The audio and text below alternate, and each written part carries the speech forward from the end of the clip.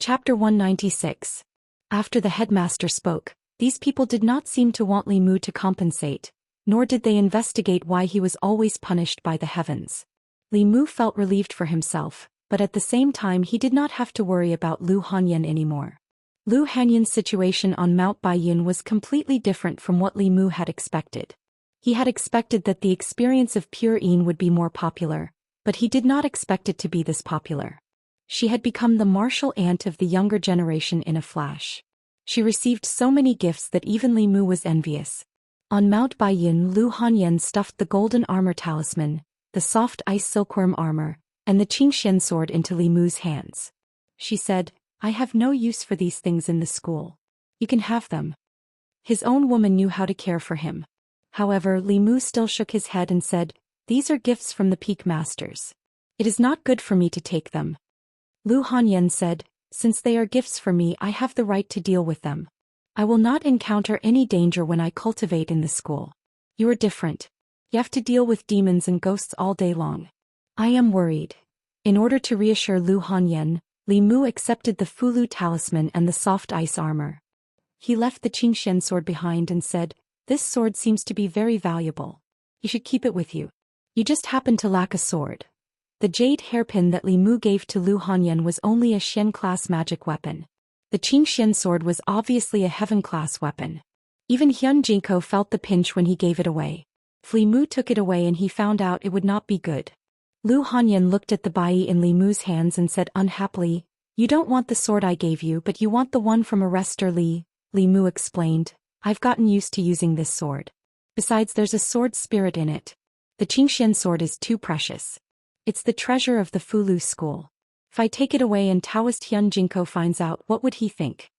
Lu Hanyan didn't insist but said, "Since you have the chance to come to Fulu school, aren't you going to see Constable Li?" Li Mu, "He left the sect a long time ago." Lu Hanyan looked at him and asked, "How did you know?" Li Mu explained, "The last time Constable Han went down the mountain, he mentioned it in passing." Lu Hanyan pursed her lips and said, "You always remember Constable Li's matters so clearly." At this time it was best not to follow up on this topic. Li Mu immediately said, "You and Wan go take a look at the residence first. Since I've come to Mount Baiyun, I have to meet Hanja." Hanja was in the 5th branch which belonged to the Qingshan Peak. After walking out of the Taoist palace of Baiyun Peak, Li Mu said to the old woman, "I have an old friend in Qingshan Peak. Senior, can you bring me to Qingshan Peak?" The old woman nodded and brought Li Mu to another peak on a cloud. The old woman who led Li Mu and Lu Hanyan to familiarize themselves with the sect was also in the creation realm. She was in the same realm as the governor and deputy. Fulu school was one of the 6 sects of Taoism. There were countless powerhouses in the sect. There were nearly 10 creation realm powerhouses in the ancestral courts Baiyun Peak alone. The heads of the 7 peaks were all from Dongxian. The sect master was even in the 7th realm and had transcended. There were countless hidden powerhouses in the sect. Not to mention that this was only the ancestral court of Fulu school. Outside of the ancestral court, there were many branches that had the same origin as the ancestral court. Compared to the Great Zhou court, this kind of strength was slightly inferior. However, whether it was the current Great Zhou or the previous dynasty, they were not willing to easily offend these sections. After arriving at Qingshan Peak, the old woman sent a disciple to pass the message. After a while, Hanja ran out of a Taoist palace. Junior sister Qin followed behind him step by step. "Why are you here?" When he saw Li Mu, Hanja's face was filled with joy. He asked, "Have you finally thought it through and want to enter my Fulu school?" Li Mu shook his head and said, "I'm just here to send Han Yen and to see you." "Could it be that Lady Lu has entered the Fulu school?" Hanja said in surprise. "Which peak is she in? Which elder is she under?"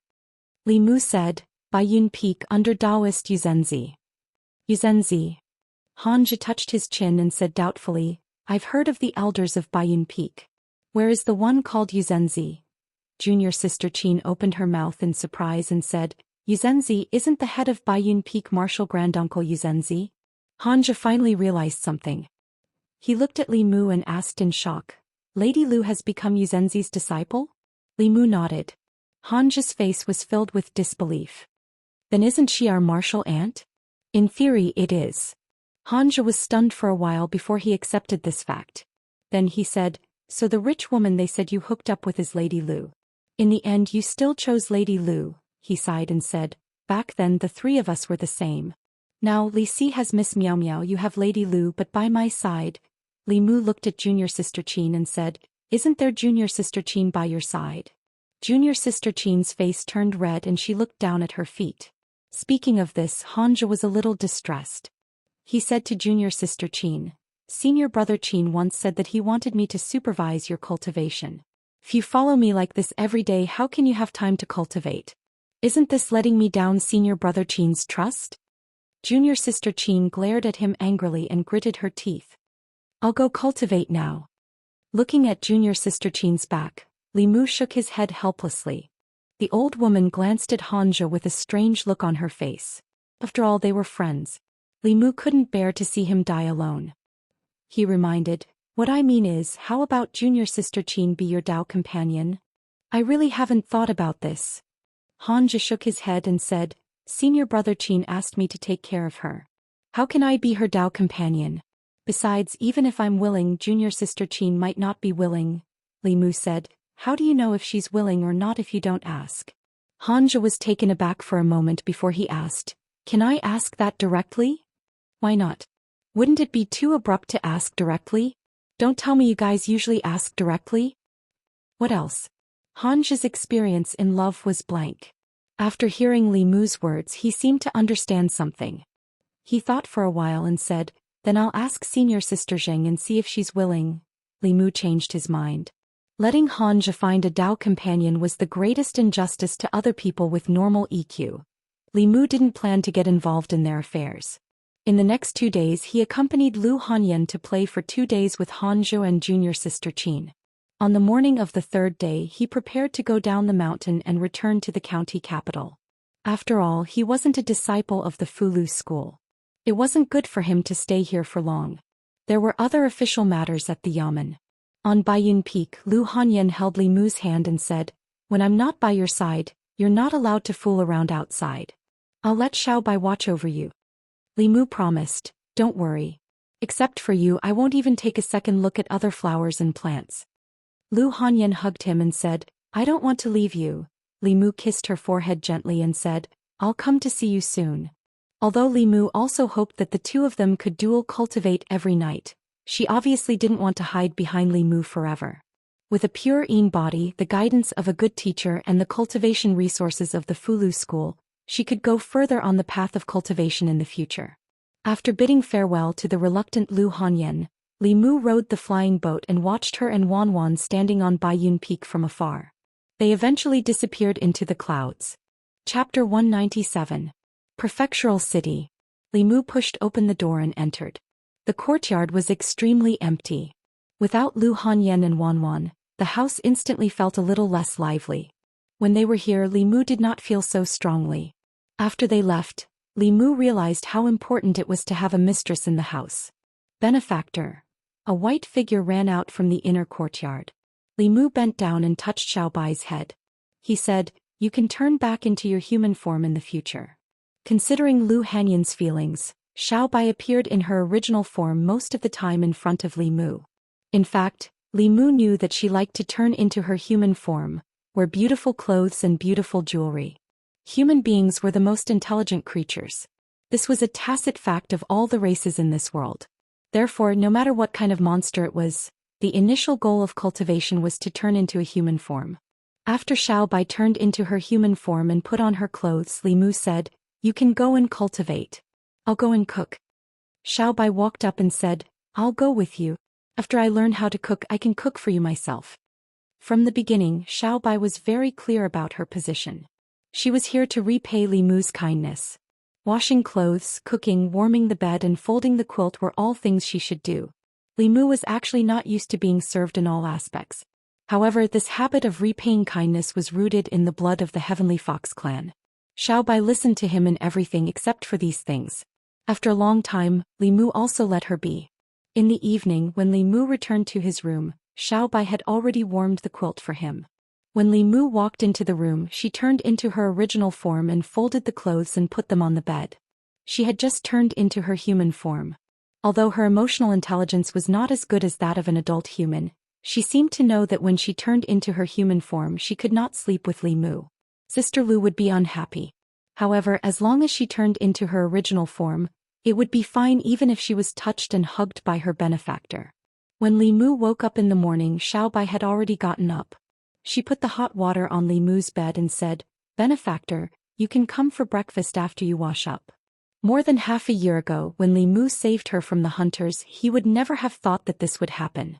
If Wan Wan was Lu Hanyan's maidservant, then Xiao Bai was his maidservant. She was his personal maidservant. She washed clothes, cooked, warmed the bed and served him.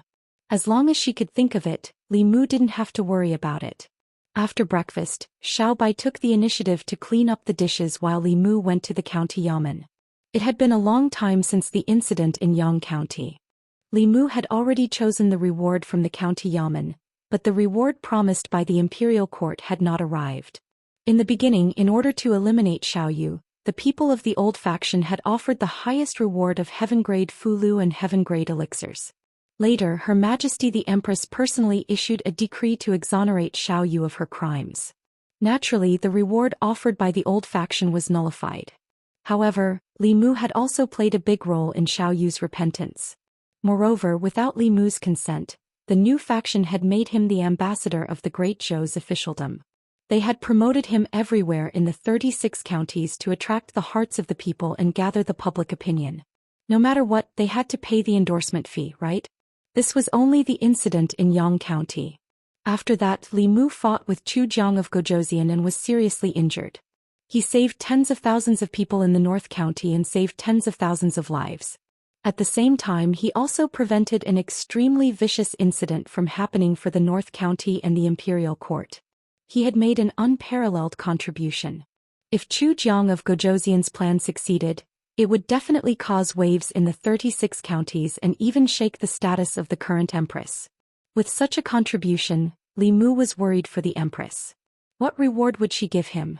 On the way to the county yamen, Li Mu was thinking about these things. Suddenly he turned around and looked behind him. Just now he suddenly had a creepy feeling as if he was being stared at by some ferocious beast. When he turned around, that feeling disappeared again. He raised his arm and saw the hair on his wrist standing on end. Li Mu shook his head and continued to walk forward. However, he did not go to the county yamen. Instead, he patrolled the streets. 15 minutes later, Li Mu patrolled to the city gate. He walked out of the county city, deviated from the official road and walked into the wilderness. Another 15 minutes later he was already in the mountains. There was no one around him. Li Mu suddenly stopped and turned around to look behind him. He said calmly, "Come out." The space in front of him fluctuated. A thin old man with 3 long swords on his back stood not far away. He looked at him with a strange gaze and asked, "How did you find out?" Li Mu actually did not notice it. It was just that his body instinctively sensed danger. He left the county city and came here just to confirm it. Now it seemed that his senses were not wrong. Someone was indeed spying on him. Li Mu asked, "Who are you people?" The old man grinned and said, "The dead don't need to know so much." As soon as he finished speaking, the space behind the old man fluctuated strangely. 4 black-clothed figures appeared. These 4 people wore strange armor and had wooden expressions. They did not seem like humans to Li Mu. Instead, they were like beasts. Furthermore, they were beasts without emotions. A strange sound came from the old man's mouth, and the 4 black-clothed figures suddenly rushed towards Li Mu.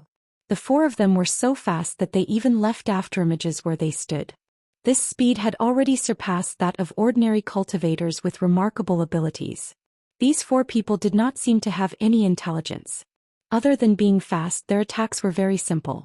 However, from the momentum of their attacks, Li Mu could not take them head-on. He used the swordsman formula to move between the 4 people. His mind was spinning rapidly. At first, Li Mu thought that they were 4 flying corpses. However, he did not feel any corpse aura from their bodies. He had the memories of 1,000 illusions venerable and quickly figured out what these 4 people were. Puppets. Puppets and zombies were very similar, but they were fundamentally different. Zombies did not have souls and were dead. Puppets had souls and were sealed in their bodies. Zombies could instinctively attack, but puppets needed to be controlled by their masters. After zombies gained intelligence, they would also have human emotions and no fear. However, puppets were different. Although they had souls, they did not have their own consciousness. They were fearless and did not fear death. Among the 10 demonic sects, there was a sect called the Puppet Sect. They were good at refining all kinds of puppets. Outsiders liked to buy puppets from them and raise them as sacrificial soldiers. The thin old man in gray stood in the distance and said in surprise, "You're not old, but you know a lot." After special refinement, the bodies of these puppets were comparable to magic treasures. Bai's magic treasure was only a profound ranked magic treasure and could hardly hurt them. The 4 puppets were comparable to cultivators with the remarkable power. With Li Mu's current strength, it would be difficult to defeat them. Moreover, there was an old man whose realm was unknown. He stood in the distance and watched covetously. Li Mu did not intend to expend too much of his dermic powers. Unless it was a last resort, he did not intend to use Madame Chu's dermic powers to use Dao techniques. He took out a fulu. After activating it with his dermic powers, the fulu turned into a small golden sword and slashed at the old man in gray. This puppet was controlled by the old man. If the controller died, the puppet would lose its ability to move.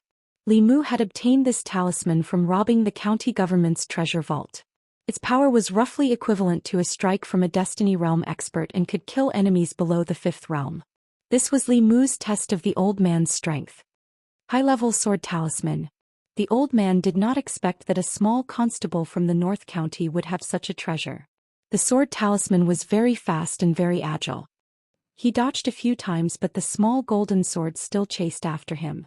In the end, the old man gritted his teeth and formed a seal.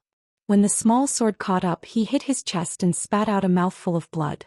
The blood mist wrapped around the sword talisman and the light on the small golden sword dimmed quickly. Finally, it disappeared completely. The old man's face became extremely pale and his dermic powers were greatly weakened. He roared and formed a seal with his 2 hands. The 3 swords on his back suddenly flew out. They shone with spiritual light and attacked Li Mu. Li Mu had already figured out the old man's strength. At most, he was a remarkable power cultivator and had not reached the Destiny Realm. He calmly took out another sword talisman and activated the fulu. Another small golden sword appeared in the air. With a few clangs, the old man's 3 flying swords dimmed and flew back. The old man's dermic powers weakened again. The old man was shocked. "You still have sword talismans." The small golden sword had already flown in front of him. The old man did not hesitate. He bit the tip of his tongue and spat out another mouthful of essence blood. The small golden sword was stained with blood. The golden light dimmed and it finally collapsed. As for the old man, after spitting out essence blood twice in a row, his dermic powers had weakened to the extreme. He simply sat on the ground and used all his strength to control the 4 puppets. The speed of the 4 puppets increased dramatically. With their strong bodies, if they caught Li Mu, they would probably tear him to pieces. The old man gritted his teeth. "I want to see how many more of your earth rank fulu you have." Li Mu flipped his hand and a stack of fulu appeared in his palm. He threw one out and a huge illusory hand suddenly appeared above his head. The huge hand pressed down on the 4 puppets and directly pressed them into the ground. Puff! Blood gushed out of the old man's mouth as he looked at Li Mu in horror. He cursed angrily in his heart. Who said that the target this time was only a small bailiff with no background and the highest cultivation level was only at the Immortal realm? The Immortal realm was at the Immortal realm, but this Immortal realm was too rich and overbearing. He threw out one earth rank fulu after another. Even a core disciple of the Fulu school would not be so wasteful. Li Mu held another sword talisman in his hand. He looked at the old man and asked, "Who ordered you to come?" This was the first time Li Mu met the old man. Naturally, he would not offend him. This person wanted to kill him as soon as they met. There must be someone behind him. There was a mistake in the target's information. He had underestimated the opponent's strength. The old man did not want to continue fighting and retreated quickly. With a thought, Li Mu's bai sword flew out of his hand. Mrs. Chu's figure appeared and quickly chased after the old man. Chapter 198. Madame Chu's current cultivation had completely stabilized at the Soul Realm. The gray-robed elder might already be at the peak of the 4th realm, but under the consumption of Li Mu's 2 earth-rank fulu, his blood essence was greatly damaged, and his magic power was less than 10%. Madame Chu was enough to deal with him. Li Mu put away the stack of fulu in his hand. This was actually the reason why cultivators from other sects rarely provoked the disciples of the Fulu school. For hundreds and thousands of years, the Fulu school's research on Fulu had reached the peak. They knew how to use the Fulu to activate the power of heaven and earth, or seal the divine abilities of their elders in the Fulu, and use it to fight the enemy at the critical moment. This way the enemy seemed to be facing the disciples of the Fulu school, but in fact they were facing the experts of the Fulu school. If it weren't for the fact that the higher the level of the Fulu, the more precious the materials needed and the lower the success rate of the talisman, even if the Fulu school gathered the strength of the entire sect, they couldn't draw more than a few heaven-rank Fulu in a year. The position of the head of the 6 Dao sects wouldn't have been taken by Xuanzong. Madame Chu quickly returned, and the gray-robed elder was only left with his essence soul. The elder's essence soul was scattered and he was extremely terrified. He couldn't help but say, spare me, my lord." Li Mu asked again, "Who asked you to kill me?" The elder hurriedly explained, "I only received a mission. I don't know who the mastermind is." Li Mu had always been in the North County. If he had offended anyone or any faction, the demon sect was one. After all, Master Qianhuan and Chu Jiang of Gozhouzian had died directly or indirectly in his hands. However, only a few people knew about these two matters. If the demon sect wanted to settle the score, they would look for the county governor, deputy and lieutenant. They wouldn't find Li Mu. Other than that, he had only offended the old party of the imperial court. The brother of the county magistrate of Yang County's wife, an assistant minister of the Ministry of Personnel, was a member of the old party. The incident in Yang County was caused by Li Mu, and because of Li Mu the old party's plot failed. It was very likely that the old party would secretly send assassins to deal with Li Mu. If Xiaoqian were to ask, he would not be able to get any information out of this old man. Li Mu glanced at him and said to Madame Chu, "Search his soul." Madame Chu shook her head and said, "His skills are higher than mine. I can't search his soul." "Li Mu, don't worry, I'll teach you." Under normal circumstances, soul searching was something that could only be done by cultivators searching mortals. High-level cultivators would search low-level cultivators. However, this was not absolute. It was possible to make an exception using some evil methods. Li Mu would never show mercy to those who wanted to kill him. He erased the old man's consciousness and taught Madame Chu the demon sect's soul-searching method from Master Thousand Illusions' memories. Madame Chu took a deep breath and sucked the old man's consciousness into her body. Madame Chu entered Bai. Li Mu glanced at the 4 puppets that could no longer move and put them into the flask world. Then he walked in the direction of the county city. When he was about to reach the city gate, Madame Chu sent some information she obtained from the soul searching to Li Mu through Bai. Such an image appeared in Li Mu's mind. It was the gray-robed old man's perspective. A black-robed figure stood in front of the old man and said in a hoarse voice, "This little bailiff from the North County made my master very unhappy. I'll give you half of what you want first. After the matter is done, I'll give you the other half." Li Mu could not see the face of the black figure clearly. He could only see that his back was a little hunched and his voice was older. It was impossible to know his identity from this information, but Madame Chu found out his background from the gray-robed old man's memories. The gray-robed old man came from the divine capital of the Middle County, where the Great Zhou's imperial court was located. It was obvious who ordered him to do this. The county government. Li Mu placed the 4 puppets in the courtyard. The 3 officials' expressions were unpleasant. For some reason, County Chief Lin, County Minister Chen and County Lieutenant Shun were all in the county government today. County Chief Lin asked, "Did you find out who did this?" Li Mu shook his head and said, "These are just puppets without consciousness. The real assassin is dead. I didn't find out who ordered him to do this. I only know that he came from the divine capital and was ordered to assassinate me in the North County." The divine capital. County Minister Chen's face darkened. He said, "Have they become so daring?" County Lieutenant Shen said leisurely, "It seems that His Majesty's public opinion rose because of the incident in Yang County. Some people in the old party are very dissatisfied. They sent people to assassinate you from thousands of miles away. Fortunately, they underestimated you and did not send a Creation Realm assassin." After going to Mount Baiyun, Li Mu now had the golden armor talisman. Even if a Creation Realm expert came, they would only be sending their heads to him. However, although some people in the old party were dissatisfied with him, in the end, Li Mu was just a small constable. Those people would not be willing to waste more resources on him, so it was unlikely that they would send a creation realm expert. County Chief Lin said, "I will report this to His Majesty." Then he took out a jade bottle from his sleeve and handed it to Li Mu. He said, "His Majesty's messenger has just arrived in the North County. There is a creation pill in this bottle. It is His Majesty's reward for you."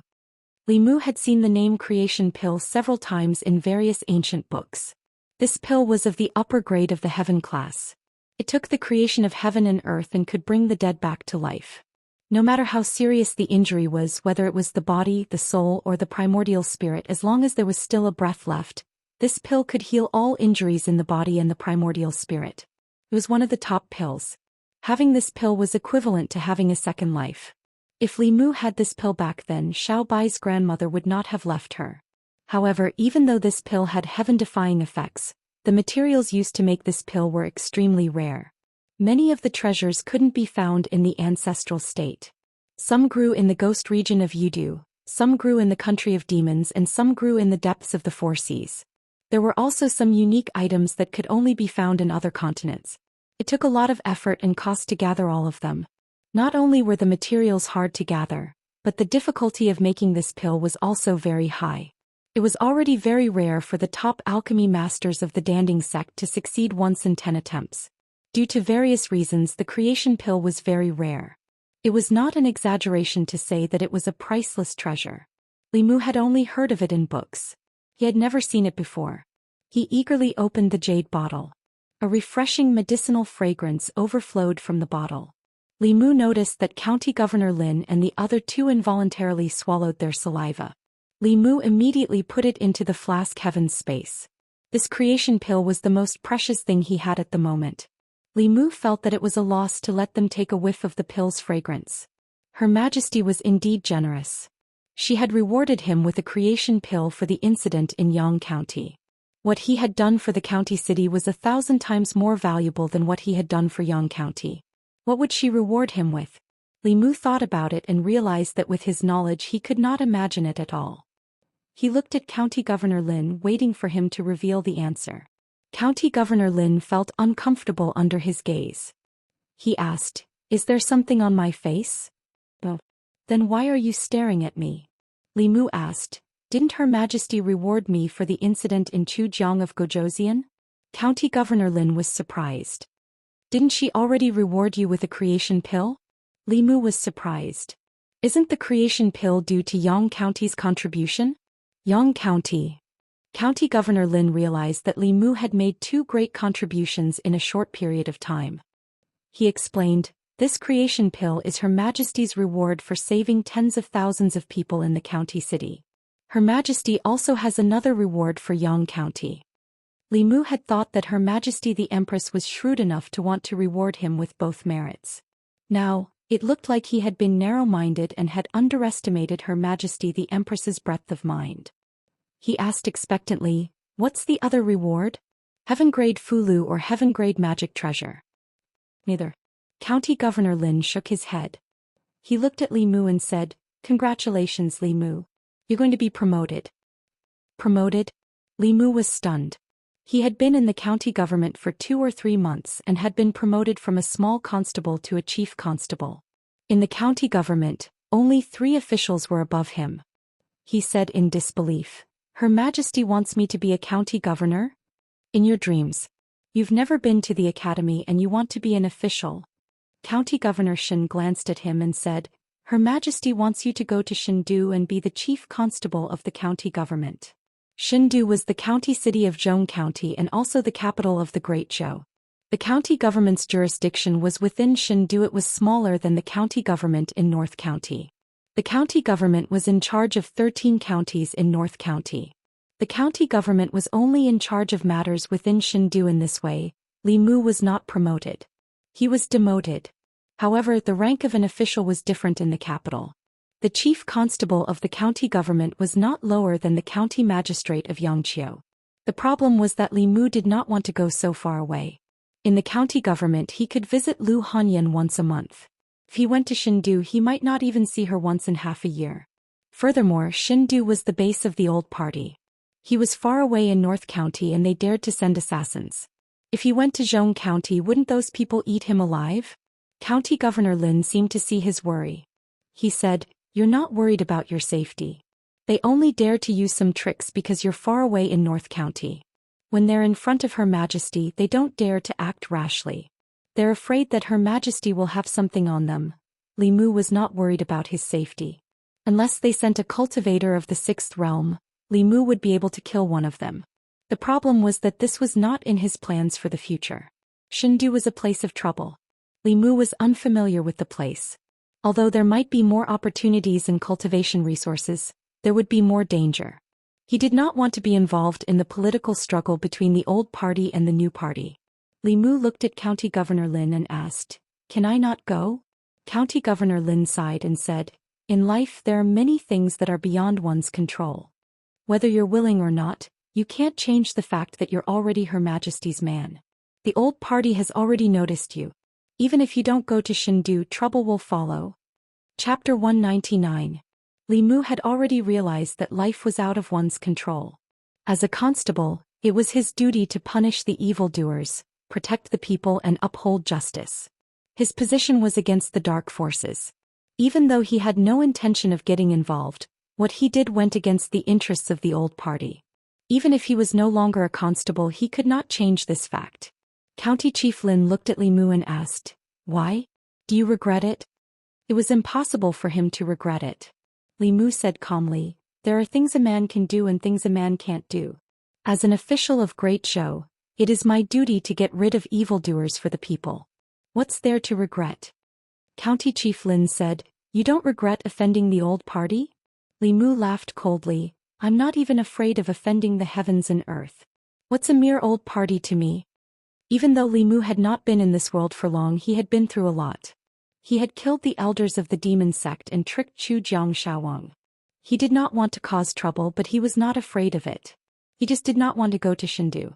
Now that he thought about it from the perspective of cultivation, going to Xindu was undoubtedly better than staying in the North County. He had already emptied the county government's treasury. The county government's treasury was tasteless. Moreover, the items in the Earth Pavilion would be of little use to his future cultivation. In comparison, he would definitely gain more benefits by sucking up to the Empress. After all, she was willing to give Li Mu the cultivation pill, which was so precious that even Zhou Xian cultivators coveted it. This meant two things. First, she was a rich woman. Second, she was very generous.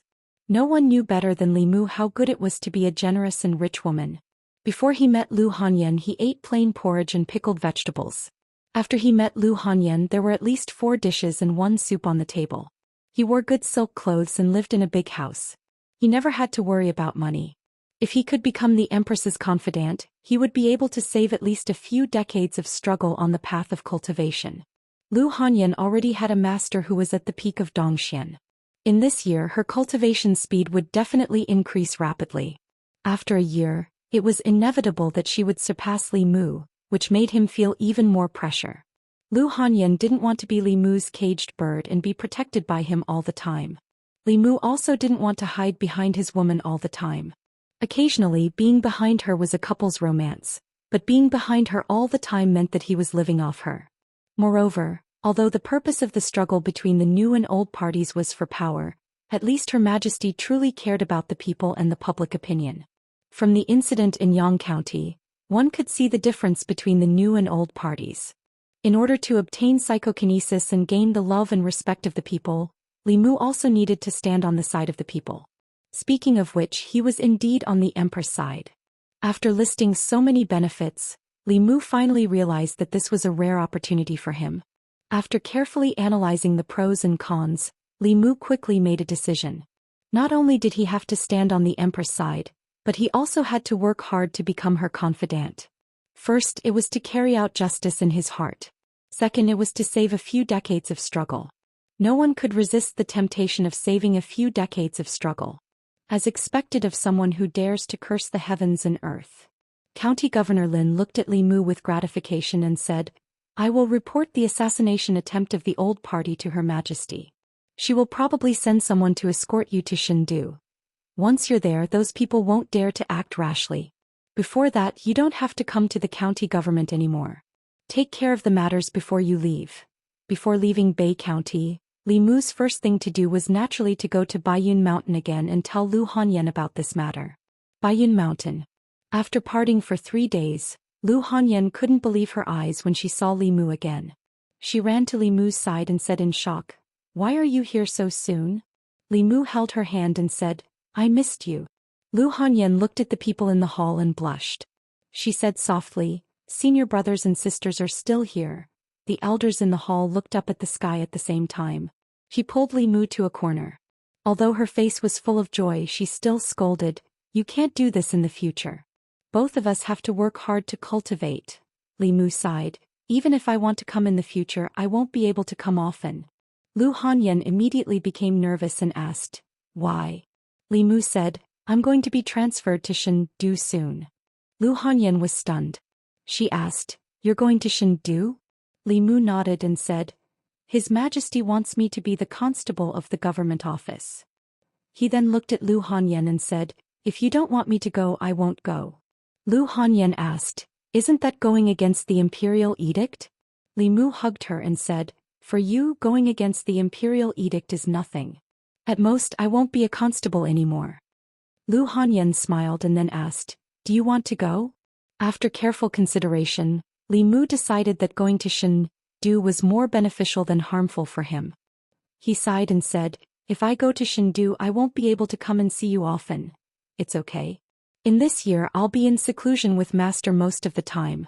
Even if you come to Baiyun Mountain, you won't be able to see me." Lu Hanyan rested her head on his chest and said, "Wan and I grew up in Shendu. We're actually more used to living there. When the time comes, we'll go directly to Shendu to find you." Although she also wanted to see Li Mu every month, she wouldn't interfere with his decision, just like how he didn't interfere with her. When Wan found out that they were going back to God's capital, she was excited and asked, "Young lady, young master, are we really going back to God's capital in a year?" Li Mu smiled and asked, "Do you want to go back to Shendu?" Wan nodded and said, "Everything is good in Shendu. There's a lot of good food, fun and delicious food. But there are always some annoying people. If it wasn't to avoid them, we wouldn't have come to North County." After leaving this time, Li Mu wouldn't have the chance to come back for a year. He stayed at Baiyun Mountain for 7 days to accompany Lu Hanyan and Wan. Before leaving, Lu Hanyan insisted that he take the Xianxia sword with him. The Bai sword wasn't enough for Li Mu to fight enemies now.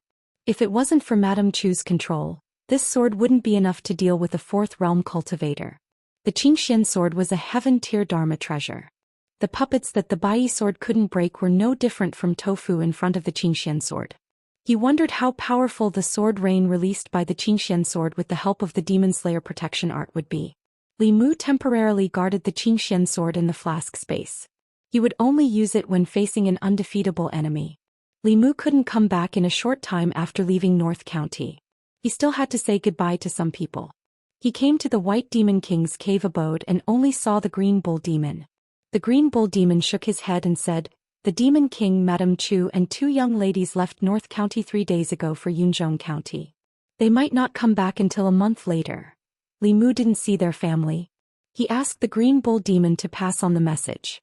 Then he left the cave abode and went to Yangqiu County. In the Yangqiu County government, Li Mu learned from Constable Zhou that a few days ago, Zhang County magistrates had already left with his family before the new county magistrate arrived. Although the incident with Chu Jiang of Gojozian wasn't in Yangqiu County, it really scared him. Zhang County magistrates went to Zhong County to take up the post. Li Mu also went to Zhong County, but they were in different offices. Li Mu missed the days in Yangqiu County. Although Zhang County magistrates was as timid as a mouse, he would never be careless when he shouldn't be. He didn't know what kind of personality the superior in the government office had. After all, he was just an official. If the superior was heartless, he would have a hard time in the future. After leaving the county office, Li Mu went to the Jinshan temple. In the temple, Xuandu looked at him and said with a smile, "Congratulations on your promotion, 3rd brother." Li Mu shook his head and said, "The undercurrents in Shendu are turbulent, and there are constant battles in the imperial court. It's not a happy occasion." Xuandu smiled and said, "Amit Ba. I believe that with 3rd brother's ability, You'll definitely be able to survive in Shindu. After he said that, he looked at Xiao Yu and asked, the baleful aura in Miss Xiao Yu's body has been purified. What do you plan to do next? The young girl shook her head in a daze and said, I don't know either. I used to follow my father everywhere to beg, Xuandu said. Although His Majesty has absolved you of your crimes, the old party won't let you off so easily. Once you appear in their sights, you'll be in danger. If you have nowhere to go, I have a place to recommend.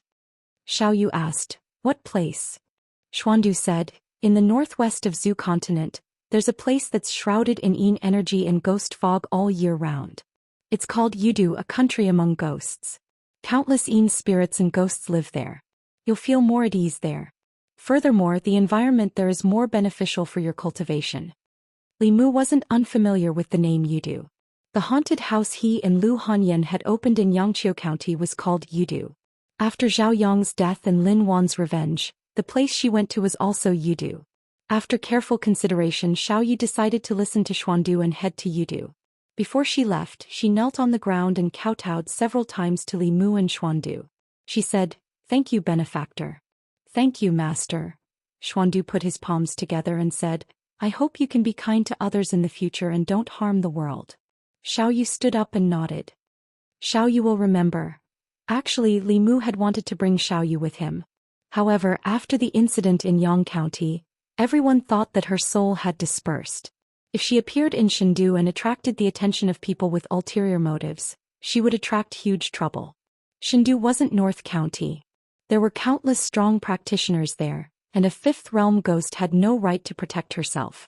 Even Chu Jiang of Gojoseon, who had successfully advanced to the sixth realm, wouldn't dare to be impudent in Shindu, let alone her.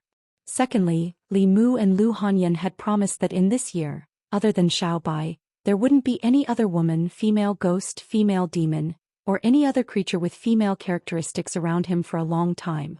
Chapter 200. The Bay of Clearwater. Li Mu stood by the river with two female ghosts, one big and one small, standing respectfully behind him. Li Mu asked, she still hasn't come out of isolated cultivation? The big ghost shook her head, no. Li Mu sighed. If Su He didn't come out soon, he probably wouldn't be able to see Su He face to face. However, Su He's enemy was in the capital. If she could escape the formation at the bottom of the Bay of Clearwater, she would definitely come to the capital. Li Mu only needed to wait for her in the capital. His only worry was that with Su He's arrogant personality, she might take revenge by herself. Li Mu learned from County Captain Shen that Tui Ming was the prince consort and was at the 5th level. He would definitely be surrounded by experts. She wouldn't be able to take revenge by herself. Li Mu left behind a letter and told the two ghosts to personally hand it to Su He when she came out of isolated cultivation. When he returned to the county capital, Li Mu was almost done with the arrangements before leaving. Zhou Xian was in charge of the Yunyan Pavilion's business. Plus, to the current Li Mu and Lu Hanyan, these gold and silver items were just numbers. Don't worry about going to the capital. I'll be here. Zhou Xian patted his chest and promised, I'm still waiting for you to open the Yunyan Pavilion in the capital. I wonder what the Emperor's place looks like. Li Si knew more inside information than Zhou Xian. He patted Li Mu's shoulder and said, the capital is deep, be careful. This time Xiao Bai would be going with him to the capital. Although her cultivation was still low, the demonic aura on her body had been expelled by the demon transformation pill. In the capital, this meant that she had a master. Very few people would have other thoughts. Before the old cunning fox died, he passed Xiao Bai to him. Li Mu also promised her that he would take good care of Xiao Bai. After this period of interaction, Li Mu had already treated her, who was sensible and obedient, as a family. At night, he laid on the bed and stroked Xiao Bai's smooth fur. He asked, Xiao Bai, what are your plans after taking revenge for your grandmother? Xiao Bai's body stiffened and immediately said, benefactor, don't chase me away. I'll be obedient. I can never take human form and stay by your side. Li Mu gently stroked her and said, I won't chase you away. No one will chase you away. You can take human form if you want. Sister Lu won't dislike it. Jealousy was a woman's nature. However, Lu Hanyan was not an unreasonable woman. She did not argue with Xiao Bai. On the other hand, Xiao Bai was so sensible that it made Li Mu's heart ache. When she had intimate contact with Li Mu, she would take the initiative to turn into a fox. Xiao Bai happily asked, "Really?" Li Mu nodded and said, "It's true." Then he felt a young girl's smooth body in his arms. Li Mu covered his eyes and said, "When I said you can take human form, I didn't mean any time and definitely not now." People often use the term fox spirit to refer to women who were extremely attractive to men. After having a real fox spirit in his house, Li Mu realized the basis of this saying. Xiao Bai did not realize how attractive she was when she took human form. She was already so attractive that people could not take their eyes off of her even when she wore clothes, let alone when she was naked. Li Mu wrapped her in a blanket and went to the courtyard alone to calm down. He also thought about Xiao Bai's situation. He had to avenge Xiao Bai's grandmother and the entire clan. However, Li Mu only knew the appearance of that human cultivator. It was impossible to find him. The divine capital was thousands of miles away. The chances of her finding her enemy were very slim. Li Mu tried his best not to remind her of those sad memories. He had been teaching her cooking for the past 2 days until Commandery Officer Shen came personally. There were 3 women with him. Among the 3 women, one was about 30 years old. Her appearance was average, but she was not weak. Conservatively speaking, she was a 5th realm expert. The other 2 were younger, about 25 or 26 years old. They looked delicate and pretty, and their strength was in the divine power realm. Commandery Officer Shen introduced, "These 3 are Her Majesty's internal guards. They came to the North region to escort you to the divine capital." Due to the assassination attempt, Commandery Officer Lin was worried that Li Mu would be attacked by the old party on the way to the divine capital. Therefore, he reported this matter to the higher-ups. He did not expect that there would be people escorting Li Mu, and they were internal guards. The internal guards were the Empress' personal guards. They were not under the jurisdiction of the imperial court and only listened to the Empress. They were established only a year after the Empress ascended the throne. The Empress's internal guards were like the brocade guards, the Eastern and Western guards, that Li Mu was familiar with. They only listened to the Empress. Although they were established not long ago, they had a lot of power. They could bypass the 3 provinces and 6 ministries and directly exercise their authority. Although the current Empress was the ruler of the Great Zhou, the way she ascended the throne had been criticized by many. Until now, she had not completely controlled the imperial court. The imperial court was mostly controlled by the old party. The existence of the internal guards was mainly to restrict the old party. Of course, their reputation was not good among the old party. They were generally regarded as the Empress's lackeys.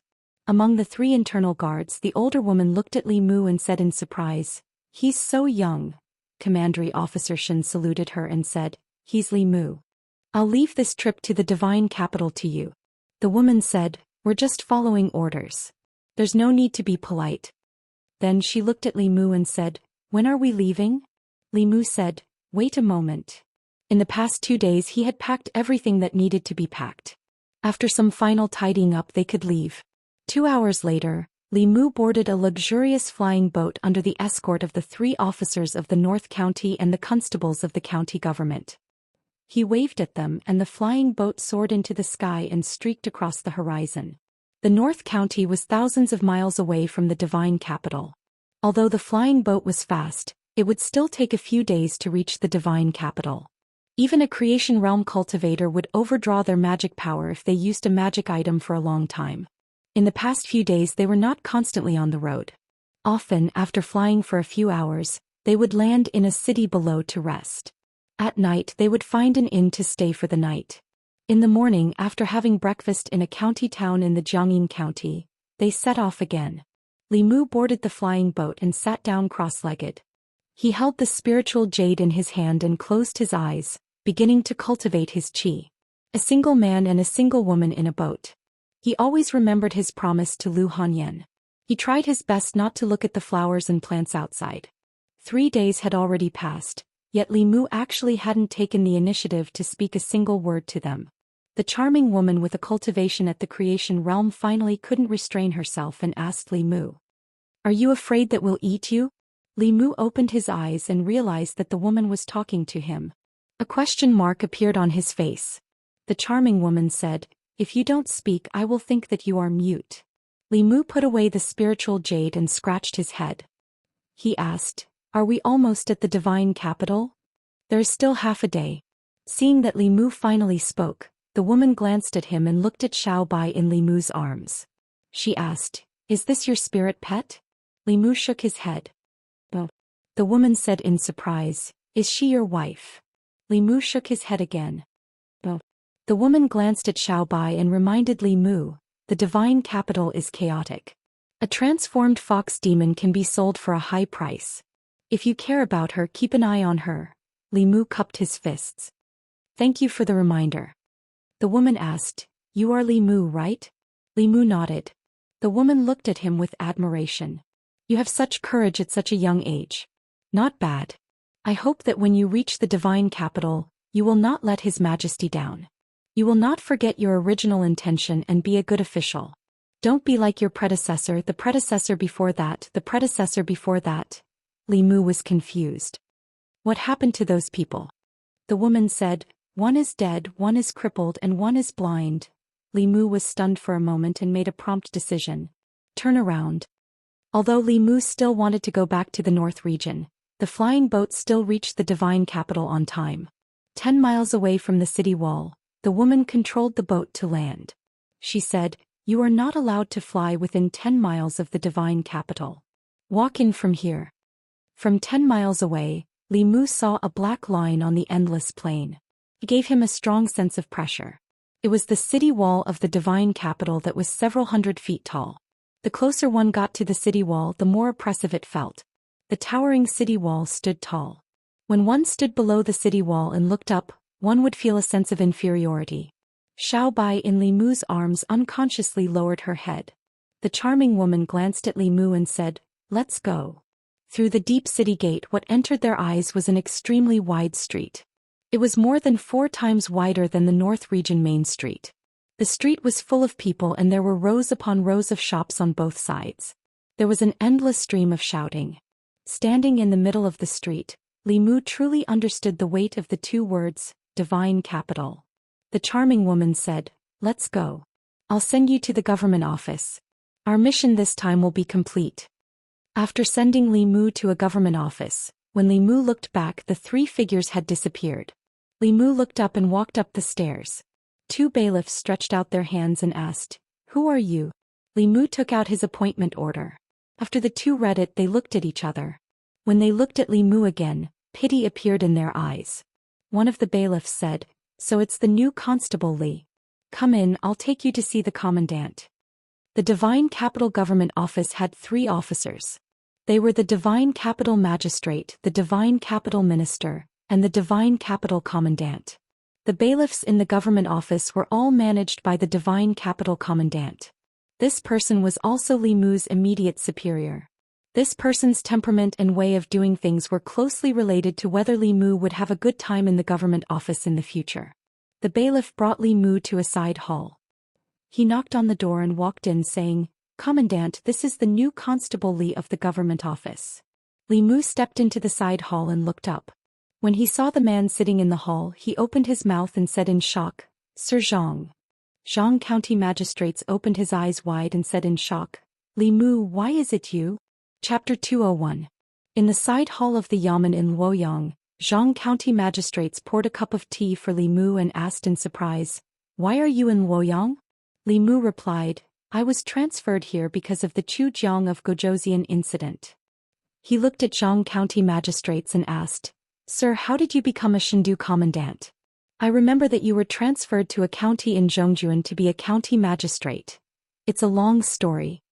Zhang County Magistrate sighed and said, "Before I was appointed, the original Shindu commandant was removed from his position and sent to prison. I don't know why the imperial court sent me to replace him." The change from Yangqiu County Magistrate to Shindu commandant was not much of a difference in terms of jurisdiction. It was even smaller. However, the Yamen was directly under the imperial court and its administrative level was equivalent to that of a county. Zhang County Magistrates had been dormant in Yangqiu County for 10 years and finally achieved a 3-rank promotion today. Li Mu clasped his hands and said, "Congratulations, sir. Congratulations. Congratulations, my ass." Zhang County Magistrates drank the tea in his cup in one gulp and leaned back in his chair with a hopeless expression. He said, "It's not easy to be in this position. The imperial court changes several Shindu commandants every year. It's better to be in Xianxia County. I don't want to follow in the footsteps of my predecessor. He looked at Li Mu and said sympathetically, it's not easy for you to be in this position. Do you know what happened to your predecessor, your predecessor, your predecessor, and your predecessor? Li Mu said, dead, blind, and crippled? Zhang County magistrates was stunned. How dare you come here if you know? Li Mu sighed helplessly and asked, I just found out. Sir, do you know the inside story? Zhang County magistrates nodded and said, I've only heard about it. The arrestor before the Yamen was beheaded by His Majesty because of corruption and disregard for human life. The arrestor before the previous arrestor only took office for 3 days before he broke both his legs and resigned. The previous arrestor suddenly lost his sight the day before he took office. Li Mu said in shock, how did that happen? Zhang County magistrate sighed and said, the Yamen sounds impressive, but it's actually a coward. Nominally it's in charge of everything in Luoyang, but it doesn't dare to manage 30% of the things that happen in Luoyang.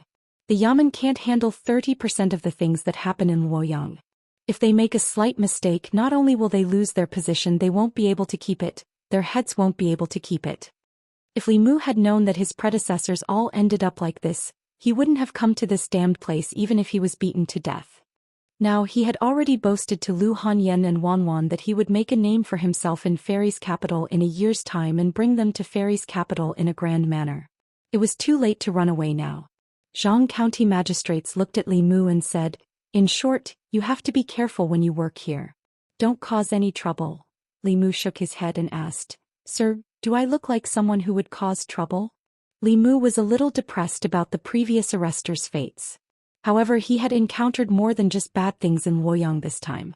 At the very least, his immediate superior was an old acquaintance. At the very least, his life in the Yamen would be much better and he wouldn't be bullied by others.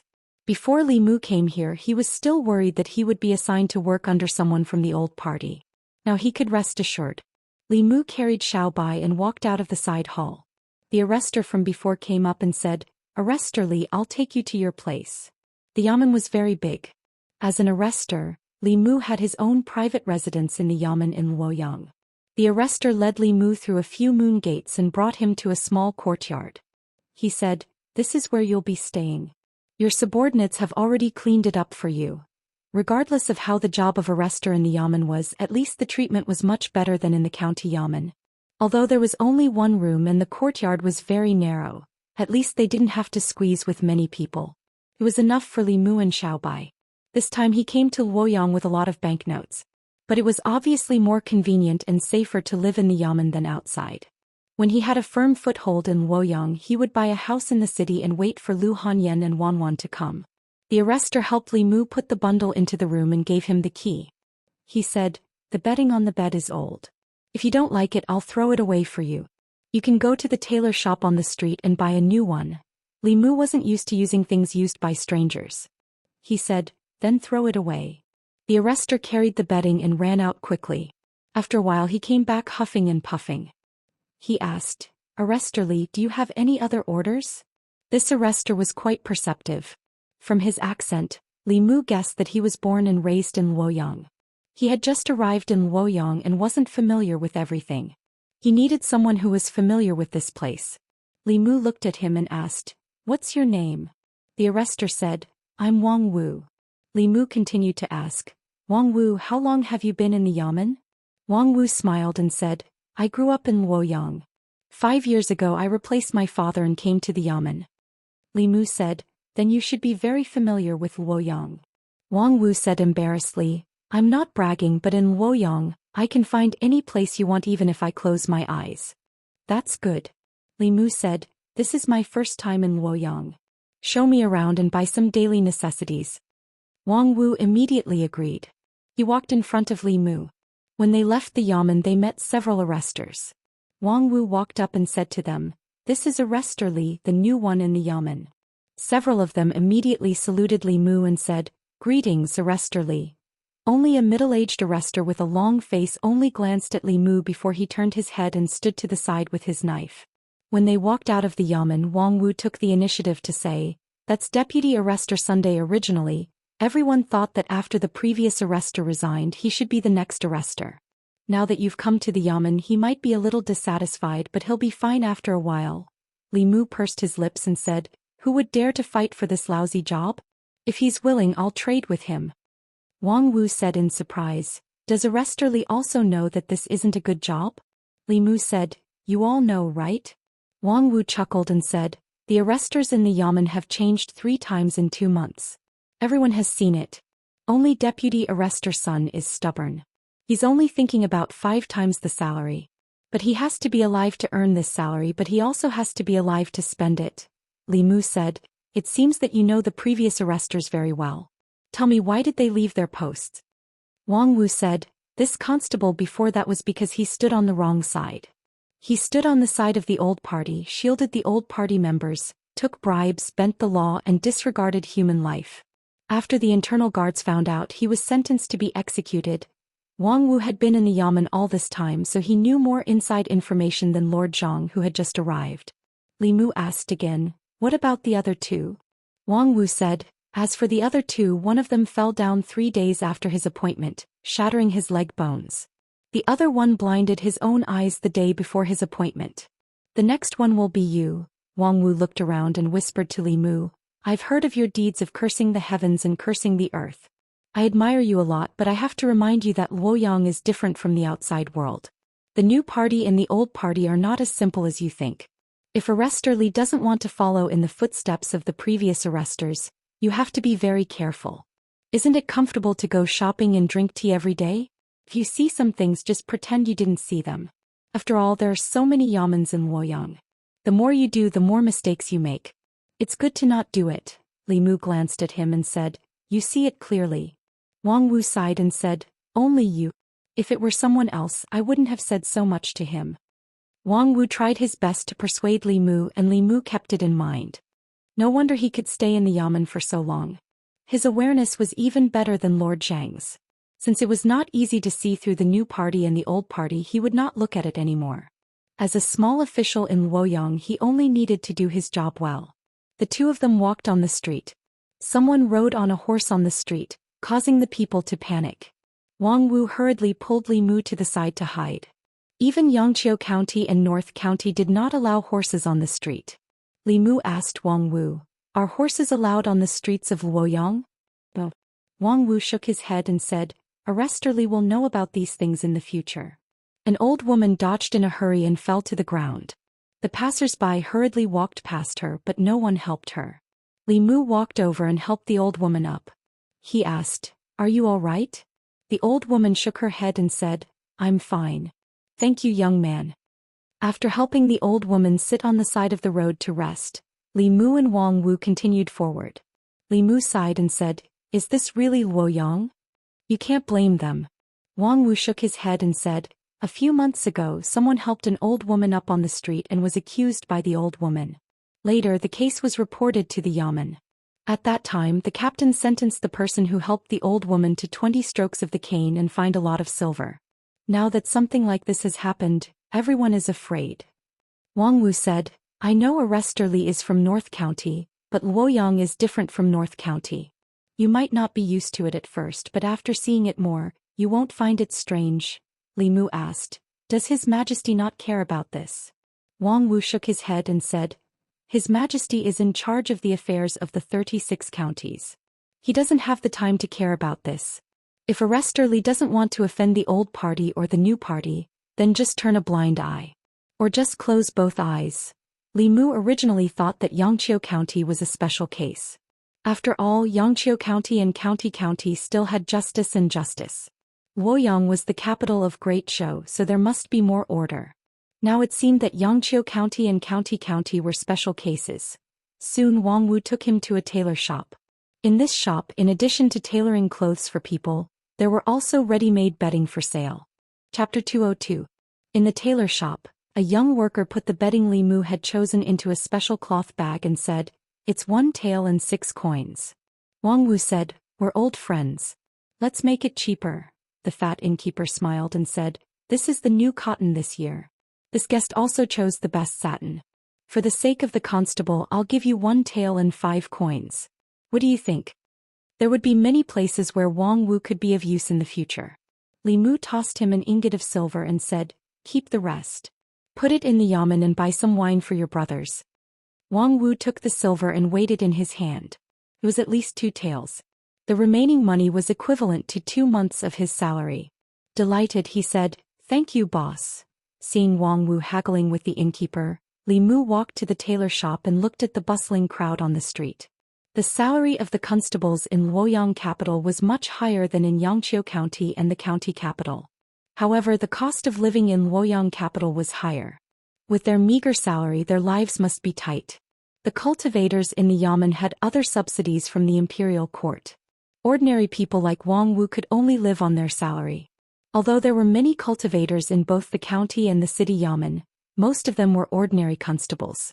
Soon Wang Wu came out with the bag containing the bedding. Li Mu was about to buy something else when he heard a woman's panicked voice. "You pervert." Li Mu turned around and saw a woman covering her chest with her hands, looking at an old man with shame and anger. The old man put his hand on his face and smelled it. His wrinkled face showed a trace of lust. He asked, "You bumped into me by accident and now you're slandering me. Is there any law in Luoyang?" The woman looked at the old man's arrogant face and felt fear. She wanted to leave. However, the old man reached out and blocked her way. He said, "You bumped into me and now you want to leave?" Fear appeared on the woman's face. She said in a trembling voice, What do you want to do?" The old man clutched his chest and said, "You've hurt me. Either you compensate me or you come with me to the yamen." The woman said anxiously, "You were the one who molested me just now. Everyone, please be reasonable. I didn't bump into him." On the street, the few people who had stopped to watch shifted their gazes away. "Did you see that?" The old man looked at her mockingly and said, "You still want to slander me? This old man has lived for 52 years. What have I not seen? How could I take advantage of you? I saw it. You were the one who took advantage of this lady. You deliberately touched her chest with your hand." A simple and honest man stood out from the crowd and pointed at the old man. The old man's expression darkened as he said, "Who do you think you are? How dare you spout nonsense here?" Ignoring the man, he grabbed the woman's arm and said, "Let's go. Follow me to see the official." The man stepped forward to stop him. He removed the old man's hand from the woman's arm. Perhaps he had used too much force, but the old man fell to the ground. His head hit the stairs by the street and blood immediately flowed out. The old man rushed over and hugged the man's leg. He shouted, "Someone hit me! Someone hit me!" The man looked anxious, but he did not dare to do anything to the old man. Soon 2 figures separated the crowd and walked in. They asked loudly, "What happened?" Wang Wu stood behind Li Mu and said, "They're from the Ministry of Justice." There were many government offices in Luoyang. The Ministry of Justice, the Supreme Court and the Censorate all had the power to handle cases. Among them, the Ministry of Justice was the one with the least sense of existence. When the old man saw the 2 officers from the Ministry of Justice, he said angrily, "Why are you so late? I was hit by this fool. Hurry up and take him back to the Ministry of Justice. And this woman, she hit me and slandered me. Take her away too." One of the officers from the Ministry of Justice looked at the old man and whispered to the other, "It's Manager Lu's third granduncle. What should we do?" The other officer looked at the man and put a metal chain around his neck. He said, "You bully the old and weak on the street. Do you have no respect for the law? Come back to the government office with us." The woman cried, "It's not like that. It's not like that." The officer looked at her coldly and said, "Take her away too." Li Mu noticed that when the 2 officers from the Ministry of Justice appeared, some of the onlookers' eyes lit up. However, the light in their eyes quickly dimmed. The crowd lowered their heads and began to whisper, "He shouldn't have meddled in other people's business. If he's taken to the Ministry of Justice, he'll be caned at least 20 times. Didn't you hear what that person said? This old man is a relative of the manager of the Ministry of Justice. This man is finished. He can't stand out in the future." The 2 officers from the Ministry of Justice were about to take the woman and the man away when a voice came from behind them. "Wait." One of them turned around and saw a young man walking out of the tailor shop. He looked at them calmly. The young man held a sword in one hand and a fox in the other. He was most likely a cultivator. However, cultivators were the most common people in Fairy's capital. The two officers from the Ministry of Justice looked at Li Mu coldly. One of them asked, "Who are you? How dare you stop the Ministry of Justice from doing its job?" Xiao Bai jumped onto Li Mu's shoulder. Li Mu took out a waist token and said, "Constable of Fairy's capital Li Mu. The Fairy's capital will take this case." Fairy's capital? One of the officers from the Ministry of Justice was stunned when he heard Li Mu's words. He could not help but laugh. "If you didn't mention it, I would have forgotten that there's a Fairy's capital." The words Fairy's capital sounded domineering, but it was only because of the two words Fairy's capital. The county magistrate of any one of the 19 counties in Zhongjuan had more freedom than an official of Fairy's capital. Although Fairy's capital was several times larger than an ordinary county, it was far smaller if the entire county was included. Moreover, Fairy's capital was where the imperial city was located. The Fairy's capital could not compare to any of the government offices in the 3 provinces, 6 ministries, 9 temples and various way manors. It was fine if the officials of Fairy's capital kept their heads low. However, if they did not open their eyes, they would meddle in everything. It was not unprecedented for 5 Fairy's capital constables to be changed within a month. The officer looked at Li Mu and asked, "Constable of Fairy's capital, I think one just died and 2 are disabled. Are you new here?" Wang Wu walked up and gave Li Mu a look. Then he looked at the 2 officers and said with a smile, "Brothers, Constable Li is new here. He doesn't know the rules of Fairy's capital. Take him away, take him away." The officer looked at Wang Wu and said, "Since he doesn't know the rules, teach him well. Otherwise he won't even know how he died." He waved his hand and said, "Take him away." Plang. Li Mu raised his hand. Bai unsheathed the scabbard and placed it across the officer's neck. Li Mu looked at the woman, the burly man and the old man whose face was covered in blood. He said, "You can leave, but you have to leave him behind." The old man's eyes widened as he watched this scene in disbelief. The woman and the burly man were also stunned. The onlookers were even more shocked.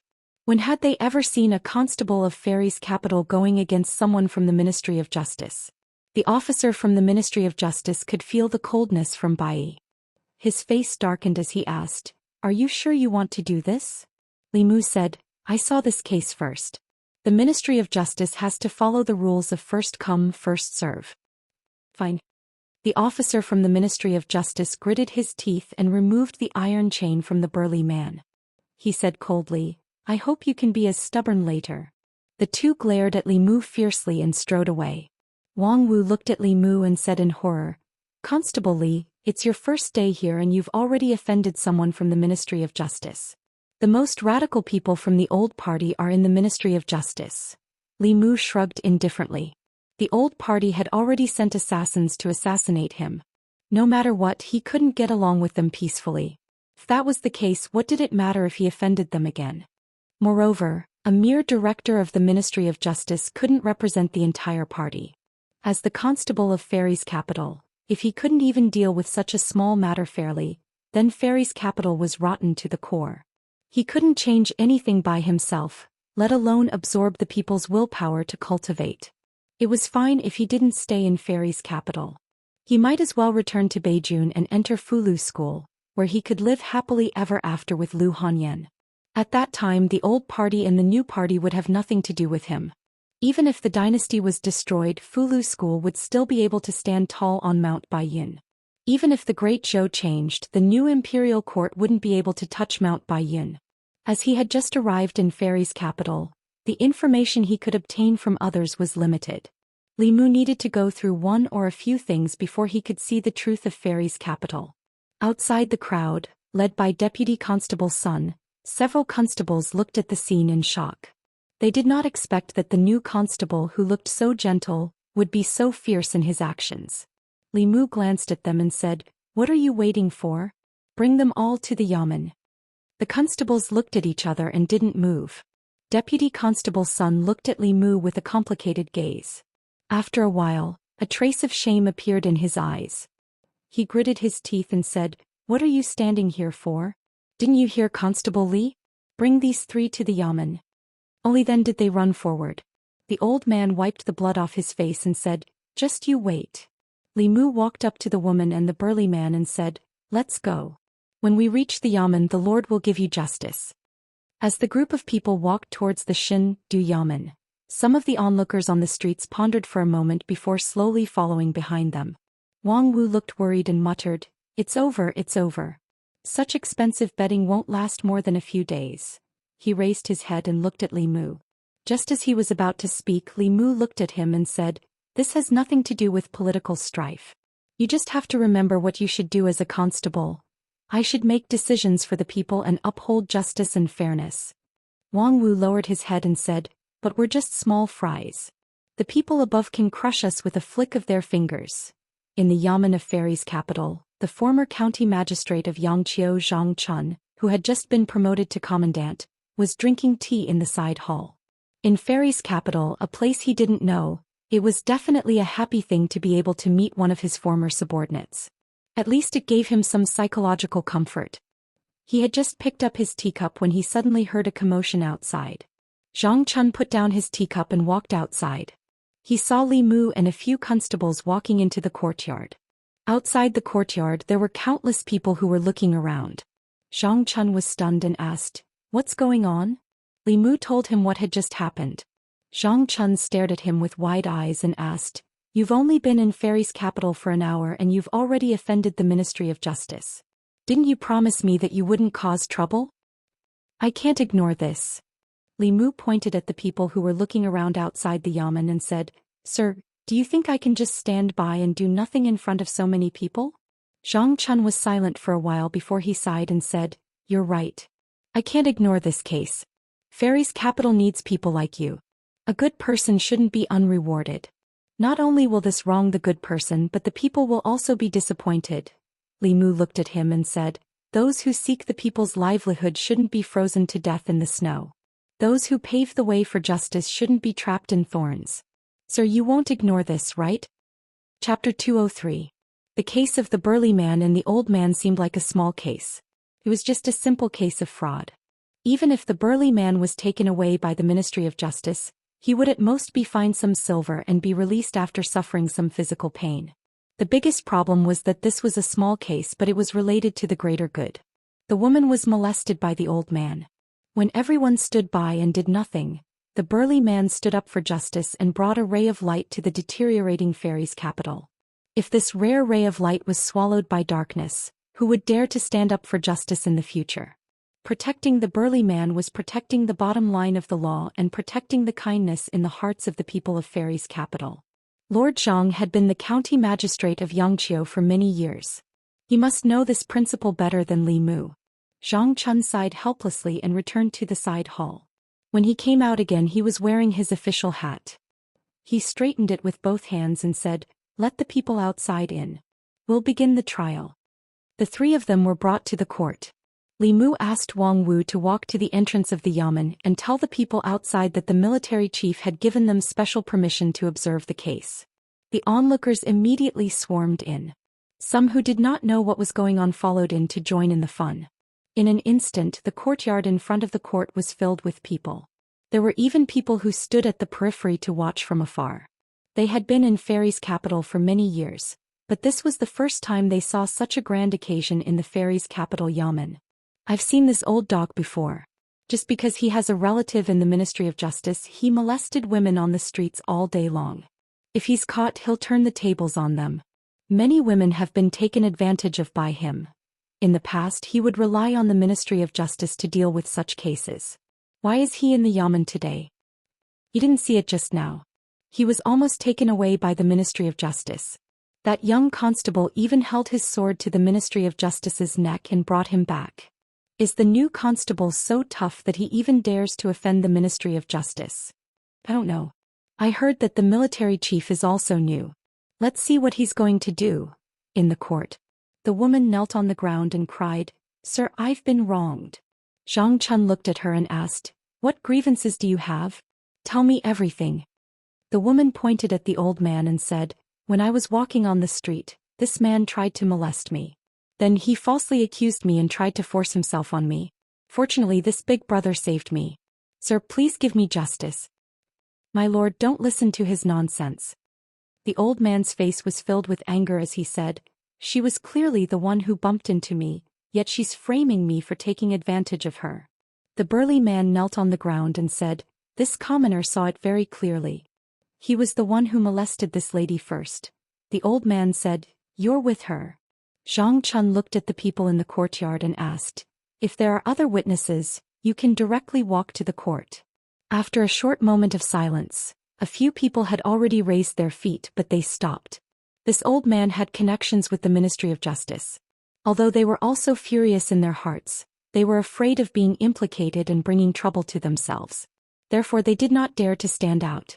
Seeing that no one was testifying, the old man raised his head again and said, "See, the crime of slander is punishable by flogging according to the law." Zhang Chun suddenly looked into his eyes and said, "What's the whole story? Tell me honestly." The old man met his eyes, and the expression on his face gradually became sluggish. He muttered, "Yes, I saw that this young lady was quite beautiful and had a full chest, so I purposely bumped into her chest." Li Mu looked into Lord Zhang's eyes and found that his eyes were incomparably deep, making people feel like they were about to sink into them. Li Mu had seen him use the soul-sucking technique before. This time it was far more powerful than last time. His cultivation had probably advanced to the 4th realm. The ranks of the officials in the imperial court did not correspond to their cultivation. Many of the officials in the imperial court had never cultivated. However, in general, the cultivation of some important positions such as the prefectural governor would not be lower than the creation realm. In principle, those at the 4th realm could take on any official position. After the old man regained his senses and saw the way the crowd looked at him, he quickly realized what had happened. He said loudly, "You're deliberately framing me. I request the Ministry of Justice to review the case." "You can't do this to me." Zhang Chun waved his hand and said, "Molesting a woman on the street, refusing to admit guilt and disturbing the court. You'll be punished for several crimes. Drag him out and flog him 20 times. Deputy Constable's son ordered 2 people to drag him out. Soon, screams rang out in the yard of the yamen. Under the law, everyone was treated equally. This person's crime would not be absolved just because he was old. The bailiffs who carried out the punishment were all cultivators. They knew how to make him feel the greatest pain without causing him to be seriously injured or die. Stop. After the last flogging, an urgent voice came from outside. The 2 bailiffs from the Ministry of Justice that Li Mu had just seen ran in with a middle-aged man. The middle-aged man walked straight to the old man and found that he had fainted. The middle-aged man's face was gloomy. He said, "Who stole my man?" The 2 bailiffs pointed at Li Mu. The middle-aged man said coldly, "Stop the Ministry of Justice from handling a case. Take him away." Zhang Chun walked over and asked, "Who are you?" The middle-aged man said arrogantly, "I'm Su Zhong, the head of the Ministry of Justice." "What rank?" "What?" Zhang Chun's face darkened. He asked, "I'm asking you, what rank are you?" Su Zhong was stunned. He said, "9th rank."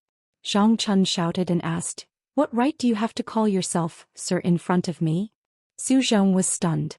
Although the Divine Capital Yamen did not have much of a presence in the capital, the Divine Capital Magistrate was a 5th rank official. The Divine Capital Commandant was a 6th rank official.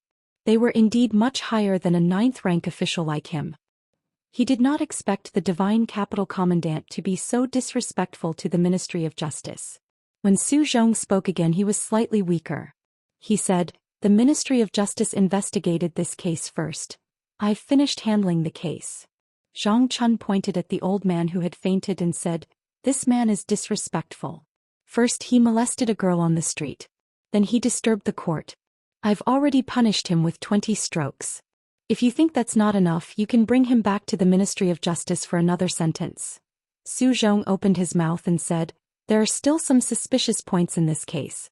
Don't you think it's a little too hasty for you to finish the sentence so quickly?" Zhang Chun pointed at the people in the courtyard and asked, "These people were all here when I was handling the case. Ask them if there are any suspicious points in this case."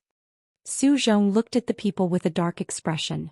The people could not help but take a step back. However, in the next moment, a voice came from the crowd. "There are no suspicious points." Su Zhong looked over. Before he could find the person who spoke, another voice came from another direction. I saw this old fart molesting that girl with my own eyes. This old fart is a habitual offender. You're right, sir. You should have done so long ago. Several voices came from the crowd. Zhang Chun looked at the crowd again and asked, "Does anyone have any suspicious points?" No. No. No. This time the crowd spoke in unison. Their voices were so uniform that they seemed to want to flip the roof of the yamen over. The people on the streets outside the yamen raised their heads and looked in the direction of the yamen in confusion. The crowd was so agitated that Su Zhong's ears buzzed. He could only leave with his tail between his legs. Before he left, he ordered the 2 yamen runners from the Ministry of Justice to carry the unconscious old man away. "Thank you, Constable." "Thank you, sir." The woman and burly man knelt on the ground and kowtowed to Li Mu and Zhang Chun in excitement. Zhang Chun gently raised his hand.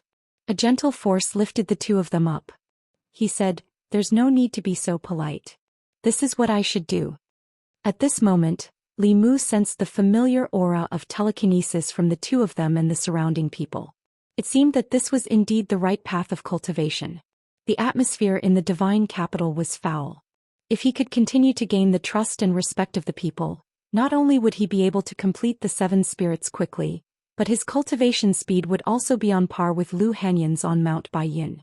After the commoners dispersed, the Yamen's constables, including Wang Wu and Deputy Constable Sun, still had faint flushes of excitement on their faces.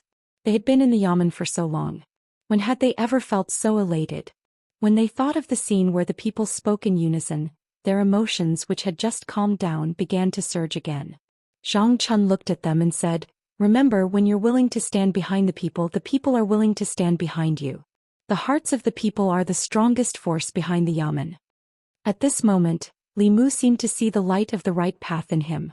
Although he was a coward, he had never disappointed anyone when it came to major matters. After the Yamen runners left, Li Mu thought for a moment and asked, "What if the Ministry of Justice pursues the matter?" Zhang Chun said disdainfully, "The Ministry of Justice has 1 minister, 1 assistant minister, 5 doctors, 5 minister counselors and 10 managers. Who does he think he is? Do you think those officials in the Ministry of Justice have nothing better to do than stand up for a small, insignificant manager?" Only then did Li Mu understand why he was so different from his usual self. He was domineering and impassioned. It turned out that he had predicted that the Ministry of Justice would not stand up for a small manager. He was indeed the Zhang County magistrate that Li Mu knew. At this moment Zhang Chun closed his eyes and suddenly opened them. He said in shock, "Where's my telekinesis? Where did all my telekinesis go?" Chapter 204. The officials of the Great Zhou were upholding justice and making decisions for the people. After gaining the trust of the people would naturally generate psychokinesis towards them. This was an advantage that Taoism and Buddhism did not have. It was also the foundation of a country that could firmly suppress these sections. The psychokinesis generated by the people had been completely absorbed by Li Mu. Li Mu looked embarrassed and said, "Next time I'll definitely leave some for you." Zhang Chun glared at Li Mu and said, "I've been busy for so long and you're getting all the benefits?" Li Mu said, "I couldn't control it this time. Next time I'll be more careful." "There's still a next time?" Zhang Chun waved his hand and said, "I don't want your psychokinesis. Don't cause trouble for me again. I can still handle it this time, but I can't be sure about the next time. I'll try my best. I don't want you to try your best. I want you to promise me." "I promise." Li Mu gave him a perfunctory promise. His promise to Lu Hanyan was a promise, but Li Mu could not guarantee Lord Zhang's promise. After all, he could promise not to cause trouble, but he could not guarantee that trouble would not cause him trouble. As a constable, it was his duty to seek justice for the people, punish evil and uphold justice for the people. This could not be considered causing trouble at all. Zhang Chun thought for a moment and said, "No, you're new here. There are many things you don't understand. I still have to remind you of the people and forces in Fairy's capital that you must not provoke." Li Mu thought for a moment and asked, "The old party?" Zhang Chun asked, "Why do you think it's the old party?" Li Mu had heard about the old and new parties from Constable Zhao. He said, "The nobles led by the Shao royal family have always wanted the Empress to stay in the Shao family. They've been working hard to make the Empress lose the people's support." Zhang Chun shook his head and said, "It's not that simple whether the new party is black or white. I can't explain it clearly to you, but you'll see in the future. In short, no matter who is black or white, it's best not to provoke the people of these two parties, especially the former imperial family members and the current empress's Zhou clan. Other than these two, the Yamen of the 3 provinces, 6 ministries and 9 temples aren't people that we can afford to offend. There's another group that we can't afford to offend, and that's the 4 academies. More than half of the officials in the current royal court are from the academies. Offending the academies is equivalent to making an enemy of the entire royal court. As Li Mu listened, he finally understood that as the arrestor of the Luoyang government, there were 2 people he could not afford to offend. He couldn't afford to provoke this and that. It was no wonder that the Divine Capital Magistrate and Divine Capital Deputy were nowhere to be seen. If nothing happened in the capital, they were useless here. If something happened in the capital, they would not be able to handle it. That was why they left a Divine Capital Commandant to take the blame. Li Mu had a clearer understanding of the situation in the Luoyang from Lord Zhang. The old party was just a general term. Among them, there were members of the Shao clan who wanted to regain the imperial power, senior officials who had made outstanding contributions, and some young officials who were more radical. They all felt that it was inappropriate for a woman to be the empress, but their methods were completely different. Some were conservative while others were radical. The conservative wanted to seize power peacefully, while the radical wanted to stir up conflicts in the Luoyang and the 36 counties. They wanted to destroy the foundation of the empress's rule by sowing discord among the people. As for the new party, it was the power of the officials in the royal court led by the Zhou clan. The Zhou clan was the empress's maternal family. When the empress ascended the throne, the Zhou clan helped a lot behind the scenes. After the empress ascended the throne, they became the most prestigious clan in the Great Zhou. They attracted many officials who wanted to curry favor with the empress and quickly strengthened their power in the royal court. The new party led by the Zhou clan not only supported the empress, but also wanted to pass the throne to the descendants of the Zhou clan after the empress abdicated. This was the most intense and irreconcilable conflict between the old party and the new party. Although Li Mu did not make a fuss about a woman becoming the empress, in the end, Wu Zetian still belonged to the Li clan. The current empress was only trying to seize power, but the Zhou clan wanted to steal the country. After knowing this, Li Mu felt some sympathy for the empress in the palace. Although she was the ruler of the Great Zhou, the power in the royal court was basically divided between the old and new parties. The old party opposed her while the new party supported her. But in the end, they wanted to use her hand to steal the country from the Shao clan. Zhang Chun saw that Li Mu was a little distracted. He coughed heavily and asked, "Do you remember what I said just now?" Li Mu nodded. "I remember." Zhang Chun said, "Then tell me in Shendu which people and powers can't be offended?" Li Mu repeated, "The 3 provinces, 6 departments, 9 temples, 4 academies, the imperial family, the Zhou clan, they can't be offended." Zhang Chun nodded and sighed in relief. But for some reason, the more Li Mu assured him, the more uneasy he felt. After the head of the Ministry of Justice left, the capital office remained calm and peaceful. Nothing happened. Li Mu was puzzled. With the old party's determination to hunt him down, they would definitely not let go of such an opportunity. The Ministry of Justice was considered the radical faction of the old party. If the assassination in the North County was really related to the old party, Li Mu would definitely be the target of the Ministry of Justice. Just based on the fact that he showed his weapon to the people of the Ministry of Justice, there were countless ways to make a fuss. However, the Ministry of Justice did not say anything. When he first came to Shendu, he wanted to use this as an opportunity to test the old party and at the same time find out the Empress's attitude. In the end, not only did the old party fail, but the Empress also failed. Li Mu thought about it carefully and guessed that the Empress was busy every day and would not know about such small matters. She might have forgotten that she had just transferred a small bailiff from the North County to the imperial capital. This was not a good thing for him, who wanted to ride on her coattails. He still needed to wait for an opportunity to make the Empress pay attention to him. Imperial Palace. In a certain dark palace. Behind the curtain, a dignified voice said, "Those who carry the people's firewood should not be frozen to death in the wind and snow. Those who pave the way for justice should not be trapped in thorns." Is this what he said?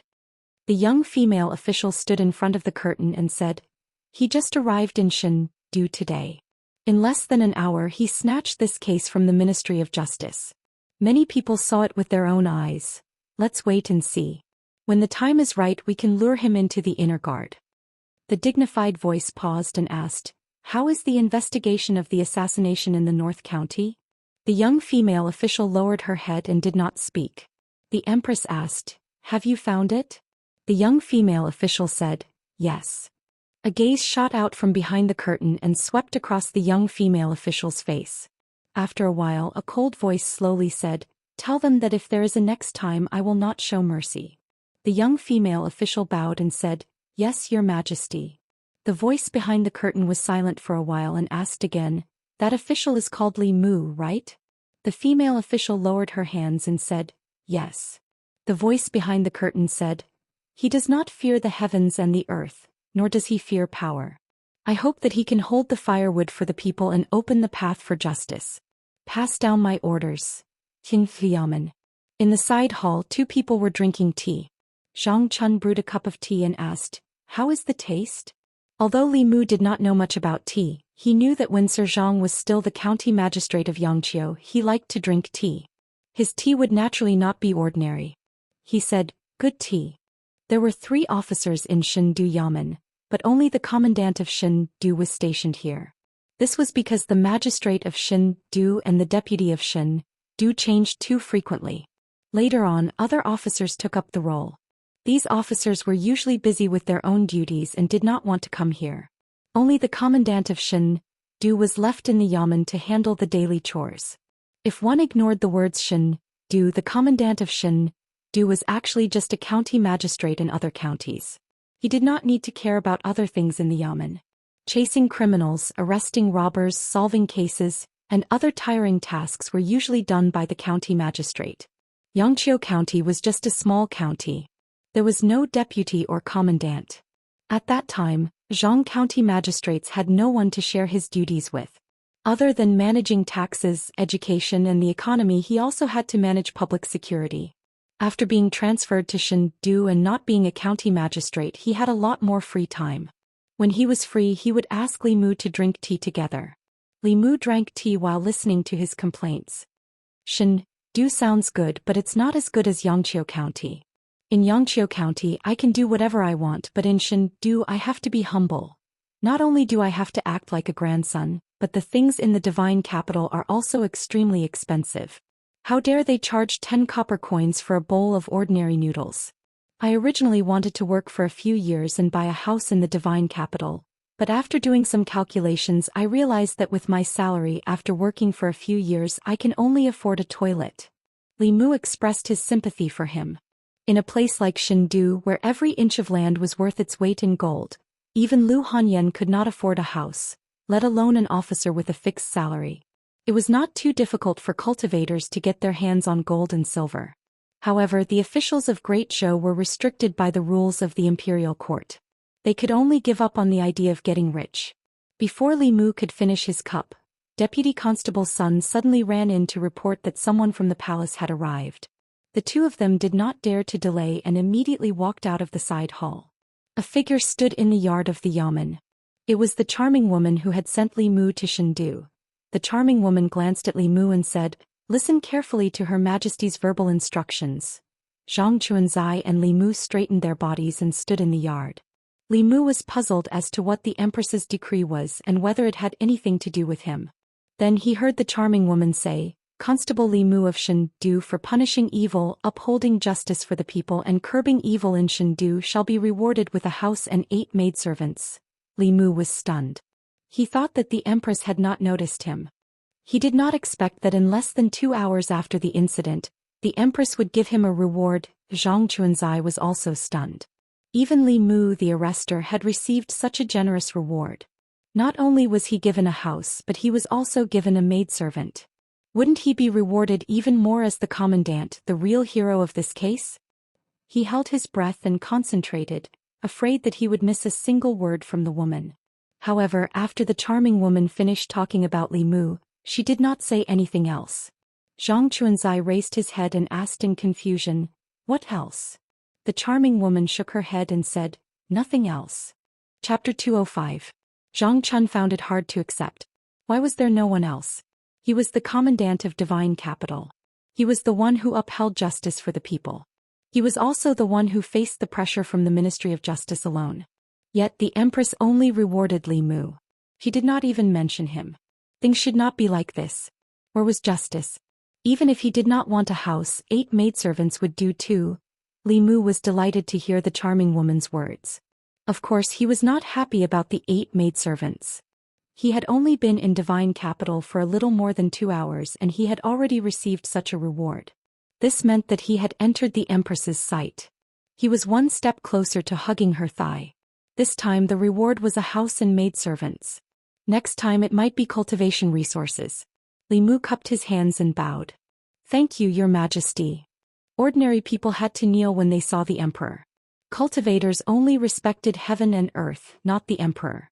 Then he said to the charming woman, Sister, can I ask Her Majesty to take back those maidservants? The charming woman glanced at him and asked, Why? You don't want them? If Lu Hanyan knew that Li Mu had 8 maidservants in Divine Capital while she was cultivating hard on Mount Baiyin, she would probably be jealous. During these days in Divine Capital, Li Mu only needed Xiao Bai by his side. Li Mu was embarrassed to say that his family was strict. He could only say, My salary is meager. My family can't support so many people. The charming woman asked, Do you want a house? Li Mu immediately said, Yes, of course. Without a house, where would Lu Hanyan and Wan Wan stay in the future? This reward solved a big problem for Li Mu. The charming woman nodded and said, I'll return to the palace and report to Her Majesty. Li Mu sent her out of the government office. The charming woman suddenly stopped in her tracks and said in a low voice, Be careful of the Zhou family. Li Mu was stunned. He was about to ask again when the charming woman walked away. Zhou clan, Li Mu mumbled. The Zhou family was the Empress's relative and was the most powerful family in the Divine Capital. The Zhou family and the officials who relied on the Zhou family for survival had been fighting with the old party for many years and had a firm control over the entire imperial court. She wouldn't remind Li Mu to be careful of the Zhou family for no reason. There must be a reason behind it. Logically speaking, Li Mu had offended the old party and was assassinated. Even if she wanted to remind Li Mu, it should be to remind him to be careful of the old party, not the Zhou family. Unless the assassination in Beijing was done by the Zhou family or the new party. Li Mu recalled the scene in the assassin's memory. The black-robed man who hired the old man to come to the North County to kill him called him, my master. In other words, the black-robed man was the one who hired the assassin to kill Li Mu. At first, Li Mu thought that it was done by the old party. After all, Li Mu had caused them great losses. They had enough motive and reason to commit the crime. The charming woman's reminder caused Li Mu's thoughts to change slightly. What if the mastermind was from the Zhou family or the new party? After all, after that incident, Li Mu would be a staunch supporter of the Empress's party in everyone's eyes. If he was assassinated, no one would suspect the new party. Whether or not it was done by the old party, they would have to take the blame no matter what. At that time, the new party would use this as a pretext to deal a heavy blow to the old party. Li Mu hadn't thought of this before. After the charming woman's reminder, he faintly felt that this incident might be a plot by the new party. Wang Mu and Lord Zhang were right. The waters of the Divine Capital were unfathomable. When Li Mu returned to the courtyard, he saw that Lord Zhang was still standing in the same spot with a wooden expression. Seeing him like this, Li Mu actually felt quite embarrassed in his heart. After all, he was the one who had contributed the most in the entire case. Li Mu was the one who took the person back from the Ministry of Justice. As for how he would be sentenced, that was his business. In the end, he bore the greatest pressure but got nothing. The psychokinesis, the house and the maids all belonged to Li Mu. If it was anyone else, they would feel unbalanced and narrow-minded. They would inevitably make things difficult for Li Mu in the future. Li Mu walked to his side and comforted him. Lord, don't be discouraged. Next time, Her Majesty will definitely think of you. Zhang Chun turned around and said, I want to be alone. Don't let me see you for 4 hours. The commandant wanted to be alone so that Li Mu could leave the yamen. He happened to see Wang Mu and a group of constables coming out. Everyone bowed to Li Mu. Greetings, boss. Li Mu asked, Where are you going? Wang Mu smiled. We're going out to eat. Boss, do you want to join us? Let's go. Li Mu waved his hand and said, It's my treat today. You can choose the place. I'll pay for it. Boss is generous. Drifting Fragrance House, Drifting Fragrance House. It must be Drifting Fragrance House. The constables made a commotion. Deputy Constable Sun's face darkened and he reprimanded, "All of your salaries added together are not enough to eat at Drifting Fragrance House. The noodle shop at the end of the street if you don't want to eat." Although everyone was clamoring for Drifting Fragrance House, they still chose the noodle shop at the end of the street. A bowl of noodles cost 10 coins, which was much more expensive than the ones in Beijing. However, the total cost of a dozen people was less than 1 coin. Li Mu did not insist on going to Drifting Fragrance House. It was not that he was reluctant to spend money, but compared to the atmosphere in the restaurant, the noodle shop on the street was less restrictive and could improve the distance between them. The reason why he treated everyone to a meal on his first day in the capital office was to get closer to the constables under him. There were dozens of constables in the North County. The actual jurisdiction of the Divine Capital was even smaller than that of Xianxia County. The number of constables was about the same as the county government. There was 1 constable, 1 deputy constable and 16 constables. Including Li Mu and Deputy Constable Sun, there were 6 cultivators. All of them were in the divine realm. The other 10, like Wang Wu, grew up in the Divine Capital. They inherited their ancestral business and were ordinary people who had never cultivated before. After Deputy Constable Sun sat down, he looked guilty. He cupped his hands at Li Mu and said, "I was disrespectful to Constable Li just now. I apologize to you here. I hope you don't mind." At first he still held a grudge against the imperial court for sending a constable out of nowhere and taking his position. However, after seeing the scene with his own eyes, he had to admit that Li Mu was brave. If it were him, he would definitely pretend that he did not see it. The capital office and the Ministry of Justice were on completely different levels. Li Mu gently stroked Xiao Bai in his arms and said to Deputy Constable Sun with a smile, "Let bygones be bygones." Constable Sun picked up his bowl and said, "I'll use tea as wine to toast Constable Li." The other constables around also shouted, "Boss is a real man." When have we ever held our heads high in front of the people from the Ministry of Justice? When we beat up that old man, it was so satisfying. Even I wanted to do it. Because there were too many government offices in the Divine Capital, the capital office's presence was extremely weak. It was so weak that many people had forgotten that there was such a government office. In the past, when they encountered something, they would avoid it. They had never experienced the feeling of many people standing behind them and cheering for them. Although all of this was not because of them as constables of the capital office, it did not prevent them from sharing this glory. "The noodles are here." The owner of the noodle shop smiled as he served a few bowls of noodles. Wang Wu picked up his chopsticks and asked curiously, "Why is there so much noodles today?" The owner of the noodle shop smiled and said, "I was at the capital office just now. When I saw the lords punishing that villain, I was very happy. Lords, please eat as much as you want. Today's noodles are free." The owner of the braised meat shop next door brought over a large pot of braised beef and said with a smile, "How can we just eat noodles without meat? There's still meat in the pot. Lords, if you don't have enough, you can come and get more. Today's meat is free too." This street was very close to the capital office. Many people had entered the capital office to watch the commotion. The group of constables sitting here quickly attracted the attention of the surrounding vendors. "Lords, this is my shop's pastry candied fruit. You must try it. Lords, you can divide this basket of apples when you leave later. Waiter, quickly bring some jars of wine to the lords. Bring that 20-year-old Nurhong too." The constables looked at the table piled high with the things that the surrounding people had brought over. They looked at each other. Deputy Constable Sun looked embarrassed and shook his head. "I'm ashamed.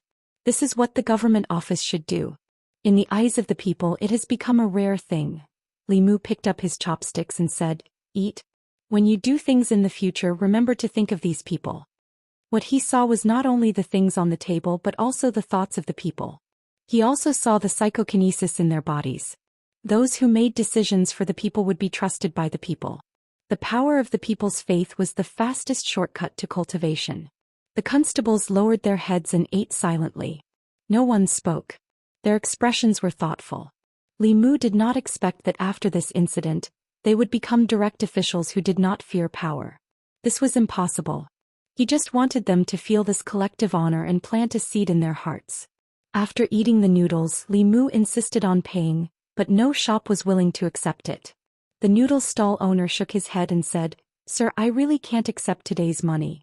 Otherwise I'll be criticized behind my back." Li Mu's insistence was fruitless, so he did not insist. After thanking everyone, he carried Xiao Bai back to the government office. Before he left, the tavern owner even gave him a small jar of Nua Hong. The 3 years of conflict between the old and new parties had stirred up the atmosphere in Luoyang.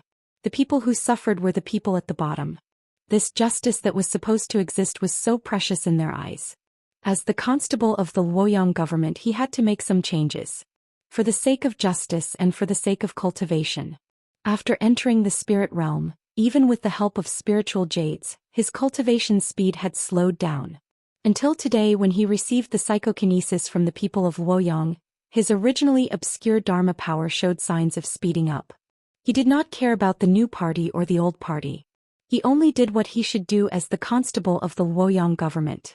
Pleading for the people, punishing the strong, upholding justice and justice. These were his duties. As long as he did his job well, he would be loved and respected by the people and condense the last soul. In this process, he could absorb the psychokinesis and take the shortcut to cultivation. At the same time, he could help the Empress gather the people's support and hug the most powerful thigh in the great show. Killing 4 birds with 1 stone. Wasn't it beautiful? Chapter 206. He didn't know where the Empress would reward him with a house, how big it was, or when she would give it to him. Tonight, Li Mu still had to squeeze in with Xiao Bai in the small room in the government office. When he returned to the government office, Li Mu had just entered the courtyard when he saw Lord Zhang coming out of the side hall. When he saw Li Mu, he turned around and walked back in. He was a true hero. Without him, Li Mu alone wouldn't be able to change anything. Although Li Mu felt injustice for this true hero, the Empress's heart was unpredictable. He couldn't decide for the Empress whether to reward him or not. After returning to the small courtyard and closing the door, Xiao Bai returned to her room. She transformed into her human form and busied herself in the room. Soon she laid out the bedding and cleaned the room until it was spotless. This was originally a room for 1 person. Even the bed was a small single bed that could barely fit 1 person. Fortunately, when Xiao Bai slept, she would transform into her human form and curl up beside Li Mu. She didn't take up much space. Li Mu patted her little head and said, "Bear with it for a few more days. We'll have a big house to live in soon." Xiao Bai leaned on him and whispered, "I'm willing to live in a small house as long as I'm with you, my benefactor." Xiao Bai was still naive. She was like a woman who followed her husband wherever she went. It was already late. It was his first day in Luoyang. Li Mu wasn't in the mood to cultivate. He carried Xiao Bai to bed very early. The next morning, Li Mu had just woken up. After washing up, he met the charming woman again in the government office. She handed a thick stack of papers to Li Mu and said, "This is the title deed and house deed. I'll take you to the house Her Majesty bestowed upon you now." Li Mu opened the title deed and was surprised to find that it was a large house with 5 entrances and 5 exits. Every inch of land in the divine capital was worth its weight in gold. To be able to own a house with 3 entrances and 3 exits was already considered a wealthy merchant. Without a certain status, it was impossible to own a house with 5 entrances and 5 exits. Not to mention him and Xiao Bai, even if Lu Hanyan and Wanwan were included, they would still be able to live in a house like this. The imperial city was located in the middle of the divine capital. Next to it were the north and south courtyards. The south courtyard housed the nobles of the imperial family, while the north courtyard housed the officials of the imperial court. Surrounding the imperial city were more than 100 square blocks where the commoners lived. The residence that the Empress bestowed to Li Mu was in the north court. Li Mu wanted to invite Lord Zhang to take a look, but he refused without hesitation. Walking on the street, Li Mu asked the charming woman, "May I know your name?" They had known each other for a few days, but the number of times that Li Mu had spoken to her could be counted with 2 hands. Until now, he only knew that she was the Empress's inner guard. He didn't know anything else. The charming woman said, "You can call me Mr. May." Li Mu smiled and said, "Thank you for escorting me all the way, Sister May." Mr. May glanced at him and said in surprise, "How come I didn't realize that you have such a sweet mouth?" The word sister had obviously closed the distance between them. Mr. May looked at him and asked, "Are you sure you don't want the maids that Her Majesty bestowed to you?" Li Mu shook his head and said, "No, I don't want them." Lord Mei said, "Have you thought it through? Those maidservants are all peerless beauties." Li Mu said, "Then I can't accept them." Mr. Mei said in surprise, "Don't tell me you don't like women?" Li Mu shook his head and said, "Beauty will distract me from cultivation. I appreciate Her Majesty's grace, Li Mu." Mr. Mei looked surprised and said, "You can resist the temptation of beauty at such a young age. Her Majesty is right about you." After meeting Lu Hanyan, Li Mu became immune to beauty. He only cared about Lu Hanyan's pure yin. He didn't have any thoughts about other women at all. Even if they were sent to him for free, he wouldn't want to waste his primordial yang. He thought for a moment and asked, "What did Sister Mei mean by asking me to be careful of the Zhou family yesterday?" This time Mr. Mei didn't say anything more. Li Mu continued to ask, "The assassination in Beijing was ordered by the Zhou family and the new party, right?" Mr. Mei still didn't say anything. Her silence meant that she admitted it.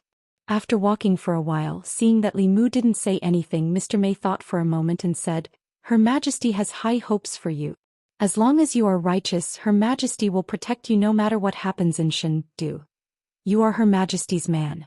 No matter if it's the new party or the old party, they can't touch you." Li Mu was slightly surprised and asked, "Her Majesty has high hopes for me?" He was just a small constable. What high hopes could Her Majesty have for him?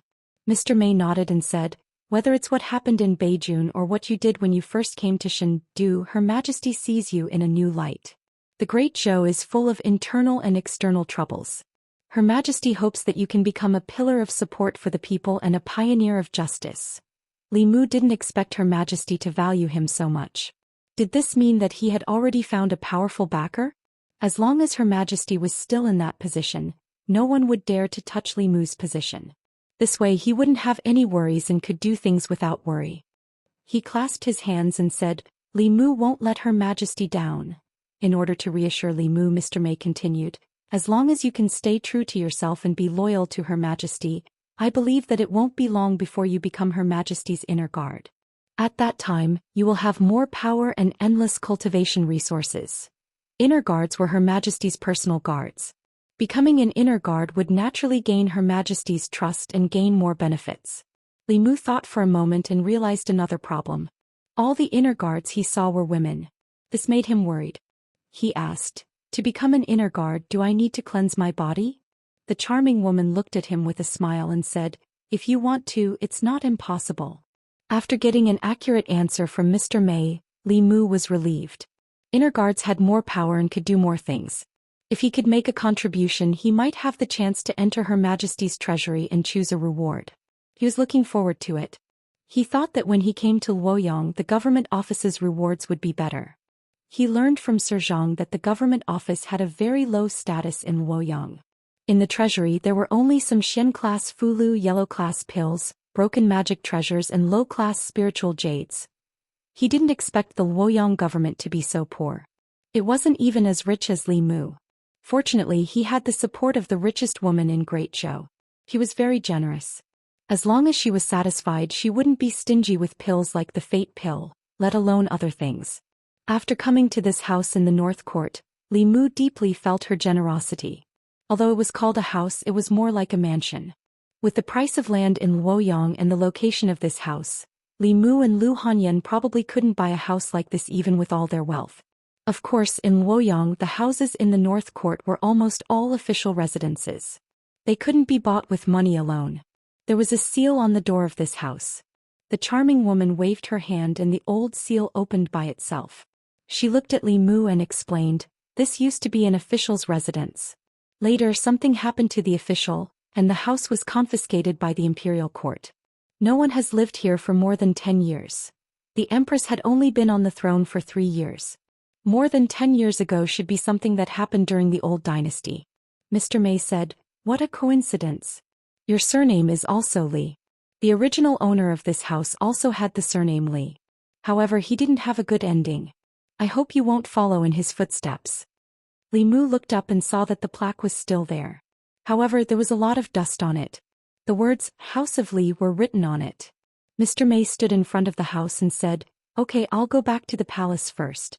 If you don't want those maids, you'll have to clean this big house yourself." After seeing Mr. Mei off, Li Mu and Xiao Bai walked into the house. They let out a long sigh and said, "This will be our home from now on." For the whole day, Li Mu and Xiao Bai cleaned the house. This mansion had been abandoned for more than 10 years. The courtyard was already overgrown with weeds and the house was also filled with dust. Li Mu asked Madame Chu to order Bai to get rid of the weeds while he formed a hand seal with both hands. Suddenly, a breeze blew in the courtyard, sweeping away the dust in every corner. Then he used the rain summoning technique to wash the entire mansion.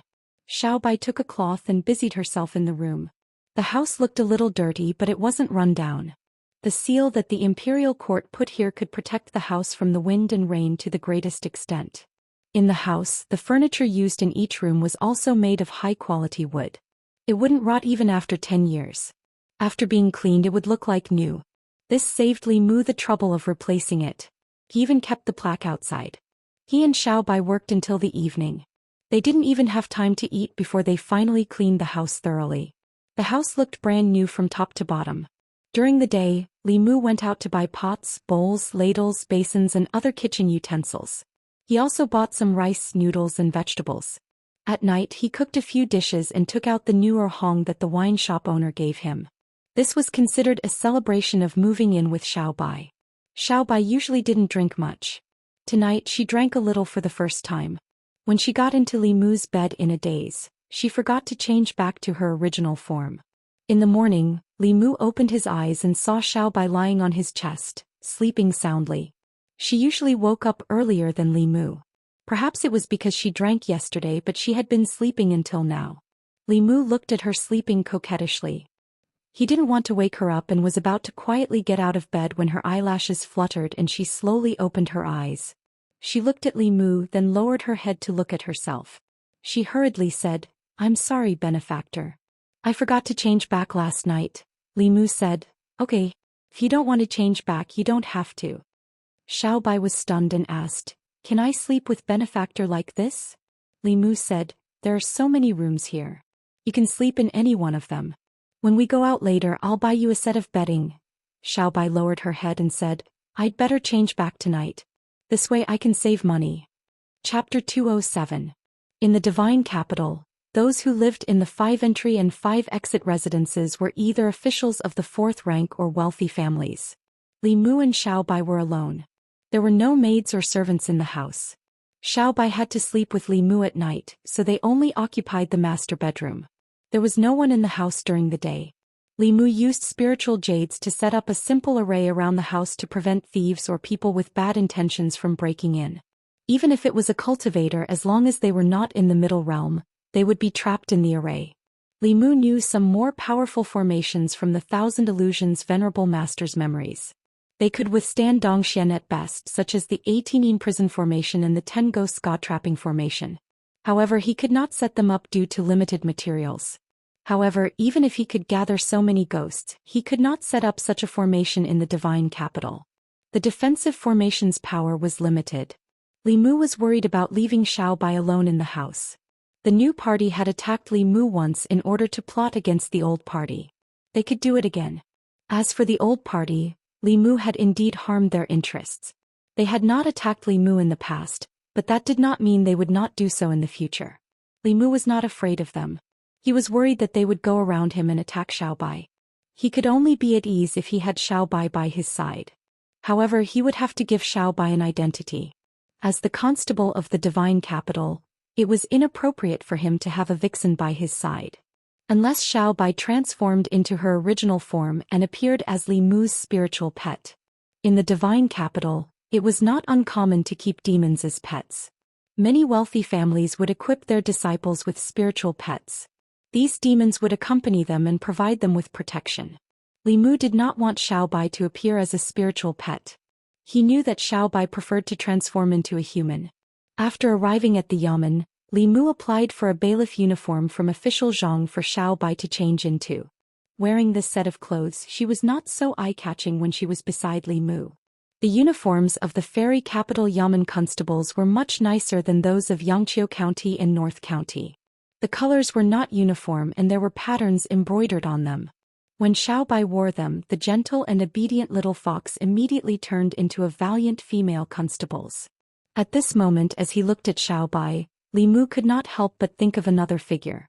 In this outfit Xiaobai looked somewhat similar to Li Qing. Xiaobai pinched the hem of her uniform and twirled it in front of Li Mu.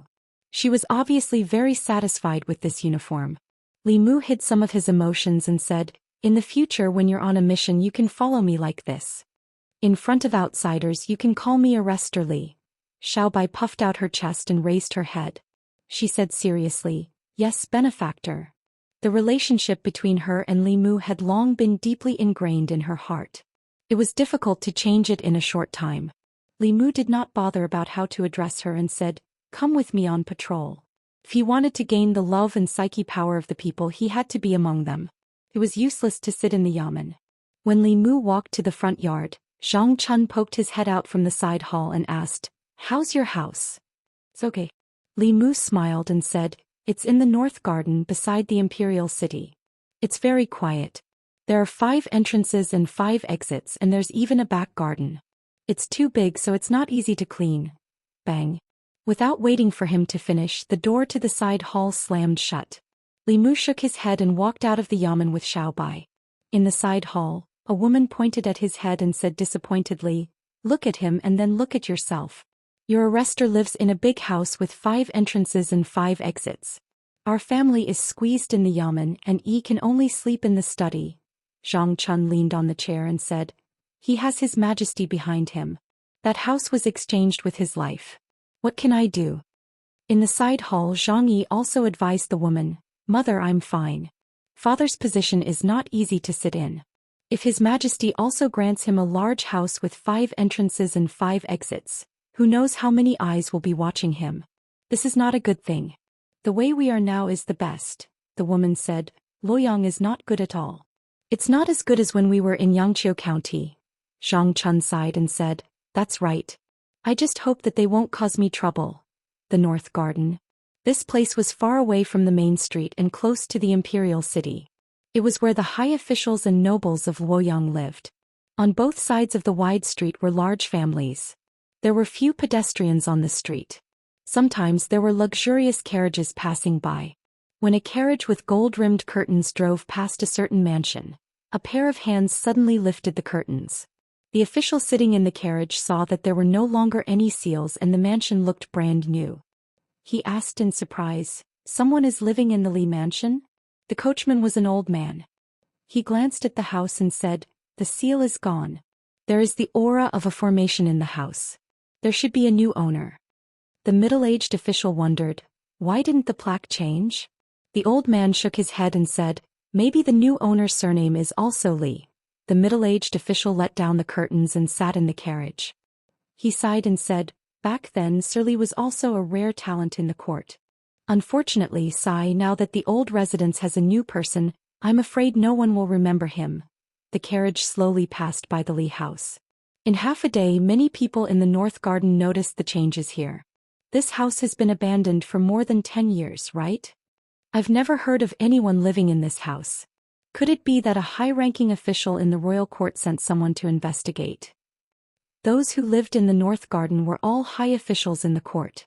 The fact that the abandoned Li house had a new owner caused many people to speculate, especially the families around the Li house. They even mobilized their forces to find out about the new owner. Those who could live here were all well-connected. There were few secrets in Luoyang to them. Soon someone found out who the new owner of the residence was. The constable of Luoyang Yamen, Li Mu. For many people when they heard the name of Luoyang Yamen, they had to think about which yamen this was. The constable of this yamen was not an official. What right did he have to live here? However, most people were familiar with the name Li Mu. The play, Daoist Injustice, had been sung in Luoyang for a long time. All the officials in the imperial court had either seen or heard of it. Everyone who had heard of Daoist Injustice knew who Li Mu was. How could a person who dared to point at heaven and earth and secretly mock the darkness of the court not leave a deep impression? Because of his joke, it caused a sensation in the court. His Majesty used this to win over the hearts of the people in the 36 counties. The public opinion reached its peak in the 3 years since he ascended the throne. He had done so much for His Majesty, so it was not strange that His Majesty transferred him to Luoyang and rewarded him with a house like this. Although many people felt that a small official did not have the right to live with them, this was His Majesty's arrangement. They could not do anything about it. However, it seemed that he would not stay here for long. Because of his play, many of the old party's efforts in the past 2 years had been in vain. If he had stayed in North County obediently, he might have been able to live in peace. Now that he was in Luoyang, it would be difficult to even keep his life under the eyes of the old party. In a certain deep house in the North Garden, a young voice said, "That trash actually failed." Then an old voice said, "Young master, should we continue to find people to get rid of him in Luoyang? Forget it." The young man waved his hand and said, "If we do it in Luoyang, we definitely won't be able to hide it from the internal guards. Maybe I will be dragged into it. Unfortunately, this is the best chance to frame the old party. Father and uncle can't use this as an excuse to suppress them," the old voice said. "Even if we don't do it, the old party might not be able to resist it," the young man said in disdain. "Do you think they are as stupid as you? If they do it, won't they be giving us a chance?" The old man said respectfully, "Young master is wise." In another official's house, a young man knocked on the door of a certain study room and walked in. He said, "Father, have you heard? The constable who killed aunt and uncle's family has been transferred to Luoyang. He has been promoted to constable and is still living in the North Garden." Behind the desk, the middle-aged official lowered his head and read. His expression was calm, like he did not hear anything. The young man could not help but say, "There's a path to heaven, but he chose to barge into hell. I'll find someone to deal with him now." The middle-aged official closed the book and looked at him. He said calmly, "You disappoint me." The young man was stunned. "Why?" The middle-aged official said, "Go out. When you've thought it through, come and tell me yourself." The young man walked out unconvinced. Soon he came back and said with his head lowered, "I've asked Mother. She said that if something happens to the constable, even if we didn't do it, the new party will frame us. They will take the opportunity to suppress us. What if the new party finds someone to assassinate him and frame us?" The middle-aged man looked at him and asked, "What do you think the internal guards do? What can be hidden from them in Luoyang?" The young man clenched his teeth. "Are we not going to avenge aunt?" "Of course." The middle-aged man stood up and said slowly, "But not this way. There are many ways to kill a person. Assassination is the lowest level. Only idiots would do that." He picked up a piece of paper on the table. There was a sentence written on it. "Those who carry the people's firewood should not be frozen to death in the wind and snow. Those who pave the way for justice should not be trapped in thorns." He twitched the corner of his mouth and showed a mocking smile. He said, "Those who carry the people's firewood should be frozen to death in the wind and snow. Those who pave the way for justice should be trapped in thorns." In this world, if he wants to carry the people's firewood and pave the way for justice, he must be prepared to die. Li Mu did not know that on his first day in Luoyang he had caused such undercurrents in the city. He had just bought a stick of candied haws for Xiao Bai and patrolled the streets with her. He smiled and responded to every citizen who greeted him. After what happened the day before, at least on the half of the street near the entrance of the government office, everyone knew that he had taken the first step in the cultivation of psyche power. Chapter 208. Greetings, Constable. Constable, have a pair. Constable, would you like to take a break at my shop and have a cup of tea? Along the way, Li Mu was greeted warmly by the people along the street. There was even a pear seller who stuffed 2 pears into his hands without any explanation. Li Mu gave one to Xiao Bai. Xiao Bai took a bite and eagerly brought the pear to Li Mu's mouth. She said, "This pear is so sweet. Have a taste, benefactor." Li Mu took a bite of the pear. It was indeed as sweet and juicy as Xiao Bai had described. At the same time, he also sensed a weak psychokinesis from the people on the street. There was no psychokinesis until they were far away from the yamen entrance. This was because the people here did not know Li Mu and did not see what happened on the street that day. However, it did not matter. For the sake of cultivation, Li Mu would let the people of Fairy's capital know his name sooner or later. By then he would be able to absorb the psychokinesis no matter where he went. He and Xiao Bai walked to another street. After a few steps, the sound of hurried horse hooves came from behind. "Giddy up." A few fast horses galloped across the street. The people on the street quickly dodged. A young lady could not dodge in time and tripped on the ground. Seeing that the leading horse was about to charge over, Li Mu's figure flashed and appeared in front of the young lady. He raised his head and looked coldly at the horse. The horse was startled and raised its front hooves high, almost throwing the man on the horse off. "You're courting death. How dare you block my way?" The young man on the horse was furious. He raised his hand and lashed the horse whip in his hand at Li Mu. Swoosh! The horse whip sliced through the air and made a whistling sound as it lashed at Li Mu's head. Xiao Bai snorted softly and reached out to grab the whip. With a gentle tug, the young man on the horse was pulled off the horse and fell to the ground. This scene left the commoners on the street dumbfounded. Although the imperial court forbade riding on horses on the streets, and violators would be punished with flogging and fined silver, these officials and nobles had never taken this prohibition seriously. They often rode their horses and went on a rampage on the streets. It was not uncommon for them to hit and injure people. These people had deep backgrounds. The yamen didn't dare to do anything about riding horses on the streets. Even if they injured someone, they could easily settle it with money. And that was when they were in a good mood. If he was in a bad mood, he could simply scold someone and walk away after bumping into them. The person he bumped into would have no one to complain. These people were used to being arrogant, and the people of Luoyang were used to it as well. If they encountered them, they would stay far away to avoid provoking them. They had never seen anyone who dared to pull them down from their horses. The young man fell from his horse. Although he was not injured, he was still dizzy from the fall. The people behind him tightened their reins and stopped beside him. "What happened? Who's blocking the way? Are you all right?" They jumped off their horses and started talking at once.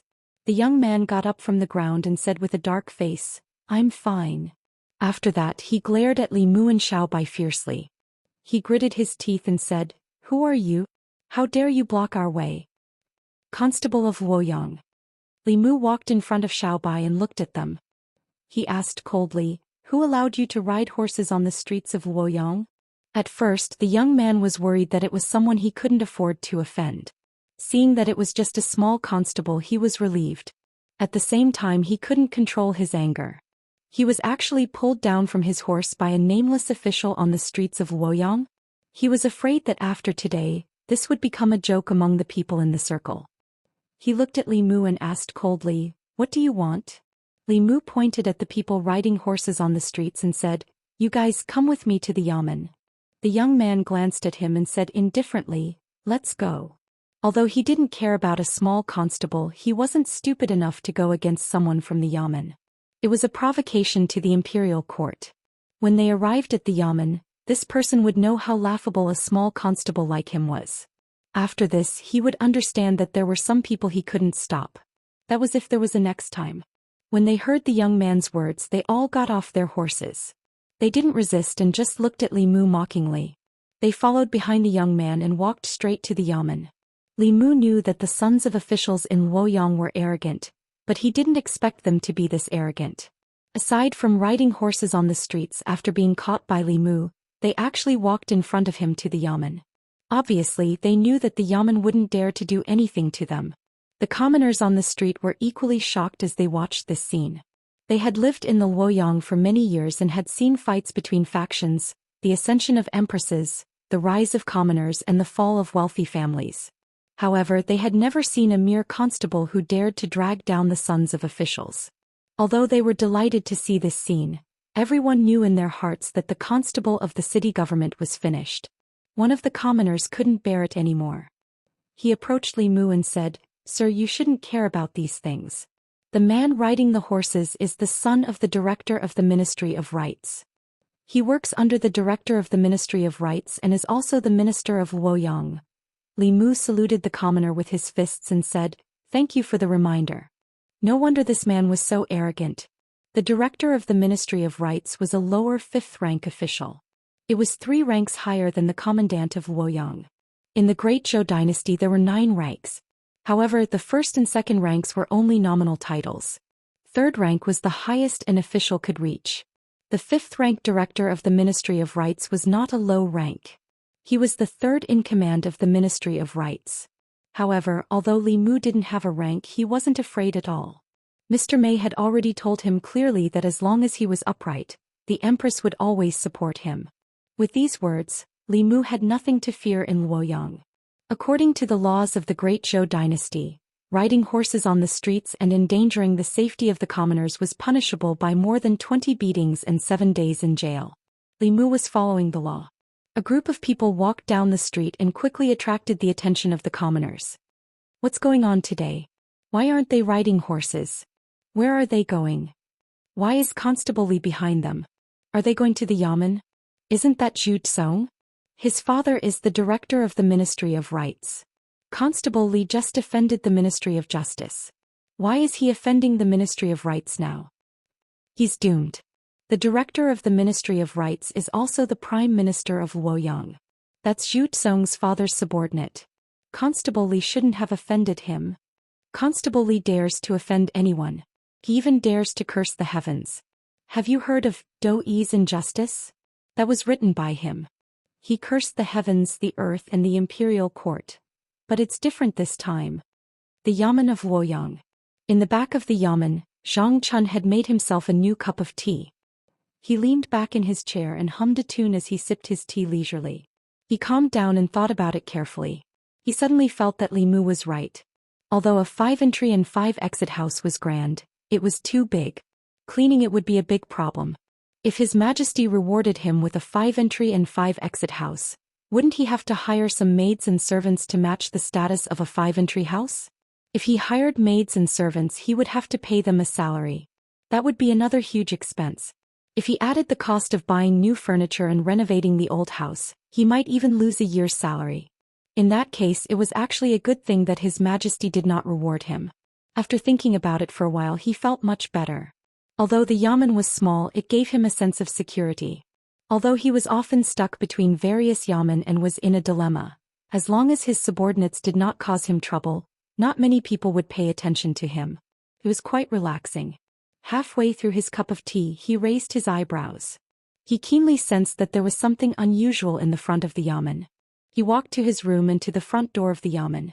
He saw a few people in luxurious clothes standing in the yard with arrogant faces. Judging from their clothes and expressions, they were either the sons of officials or the sons of nobles. Zhang Chun's expression changed when he saw Li Mu looking around the front and side halls as if he was looking for someone. His figure flashed and he instantly returned to the back of the Yamen. Wang Wu trotted in from the front. When he saw Zhang Chun, his eyes lit up. He said, "Sir, you are here. Arrestor Li is looking for you everywhere." Zhang Chun made a shushing gesture and said, "Go out and tell Li Mu that I am not here." A moment later, Wang Wu walked to the front of the Yamen. He looked at the sons of officials and then looked at Li Mu. He looked a little embarrassed. Li Mu walked over and asked, "Have you found Sir Zhang?" "No." Wang Wu shook his head and said, "Sir asked me to tell you that he is not here." Chapter 209. In fact, Li Mu had seen Lord Zhang just now and guessed that he might be scared when he saw the situation. But he had to stand up in front of so many people since he had caught them. After all, Li Mu was only an arrestor. He only had the power to catch people but not to try cases. Li Mu walked to the back of the office and saw a figure about to slip away from the back door. Li Mu raised his hand and said, "Lord." It was impossible to slip away now. Zhang Chun turned around and coughed softly. He put on a serious face and said, "It's Li Mu. I just came back. What's the matter?" Li Mu went straight to the point and said, "A few officials' sons were riding horses on the street and almost hurt the people. I brought them back and need you to try them." Zhang Chun said, "What's there to try?" "According to the law, they should be flogged 30 times and imprisoned for 7 days. You decide." Li Mu said, "I'm just an arrestor. I don't have the power to punish them." As soon as he finished speaking, Wang Wu suddenly ran in and said, "Lord, the Prime Minister is here."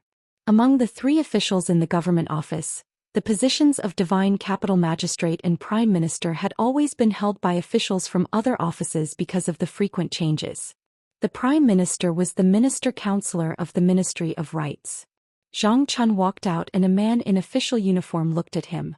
He cupped his hands and said, "I'm Jing Bin. Is this the new commandant of the government office?" Zhang Chun cupped his hands in return and said, "I'm Zhang Chun. Greetings, Lord Jing." After that, he changed his tone and pointed to the people in the government office and said, "It just so happens that there's a case in the government office to deal with. Since Lord Jing is here, Lord Jing should start the trial. It's just a small matter like riding horses on the street. There's no need to start the trial. Xing Bin waved his hand and said, just keep an eye on them and make sure they don't do it again. I'm afraid that's not good. Zhang Chun looked at the people outside the government office and said, riding a horse on the street harms the people. According to the law, he should be flogged 20 times and imprisoned for 7 days as a warning to others. Xing Bin frowned. He thought for a moment and said, if it's just riding a horse and not harming the people according to the law, we can also pay for the crime. 20 beatings can be paid for 2 taels of silver. 7 days of imprisonment can be paid for 7 taels of silver. Zhang Chun nodded and said, there is indeed such a clause in the law. Lord Jing is really astute. Xing Bin acted as if he didn't understand the hidden meaning of his words. He walked over to them and said, according to the law, each of you will be fined 9 taels of silver. Don't do it again. The young man named Zhu Xian lowered his voice and said, you know that's not what I want. Xing Bin said in a deep voice, there are so many commoners watching outside. If the guards are alerted, it won't just be a matter of fine. Although Zhu Xian was the son of his superior, Xing Bin didn't want to stand up for him in this kind of matter. Riding a horse on the street was against the law. If the government office insisted on doing it according to the law, they would be flogged and imprisoned for 7 days. It would be the best outcome if they could get away with the fine. This matter had nothing to do with him. If it weren't for Zhu Xian's status, Xing Bin wouldn't have bothered to interfere. The situation in Luoyang was unclear and there were undercurrents. It was best to solve it this way. If the matter was blown out of proportion, it wouldn't end well. Wouldn't he be in trouble? Zhu Xian finally fell silent. He took out a banknote and handed it to Xing Bin. He said, this is our fine.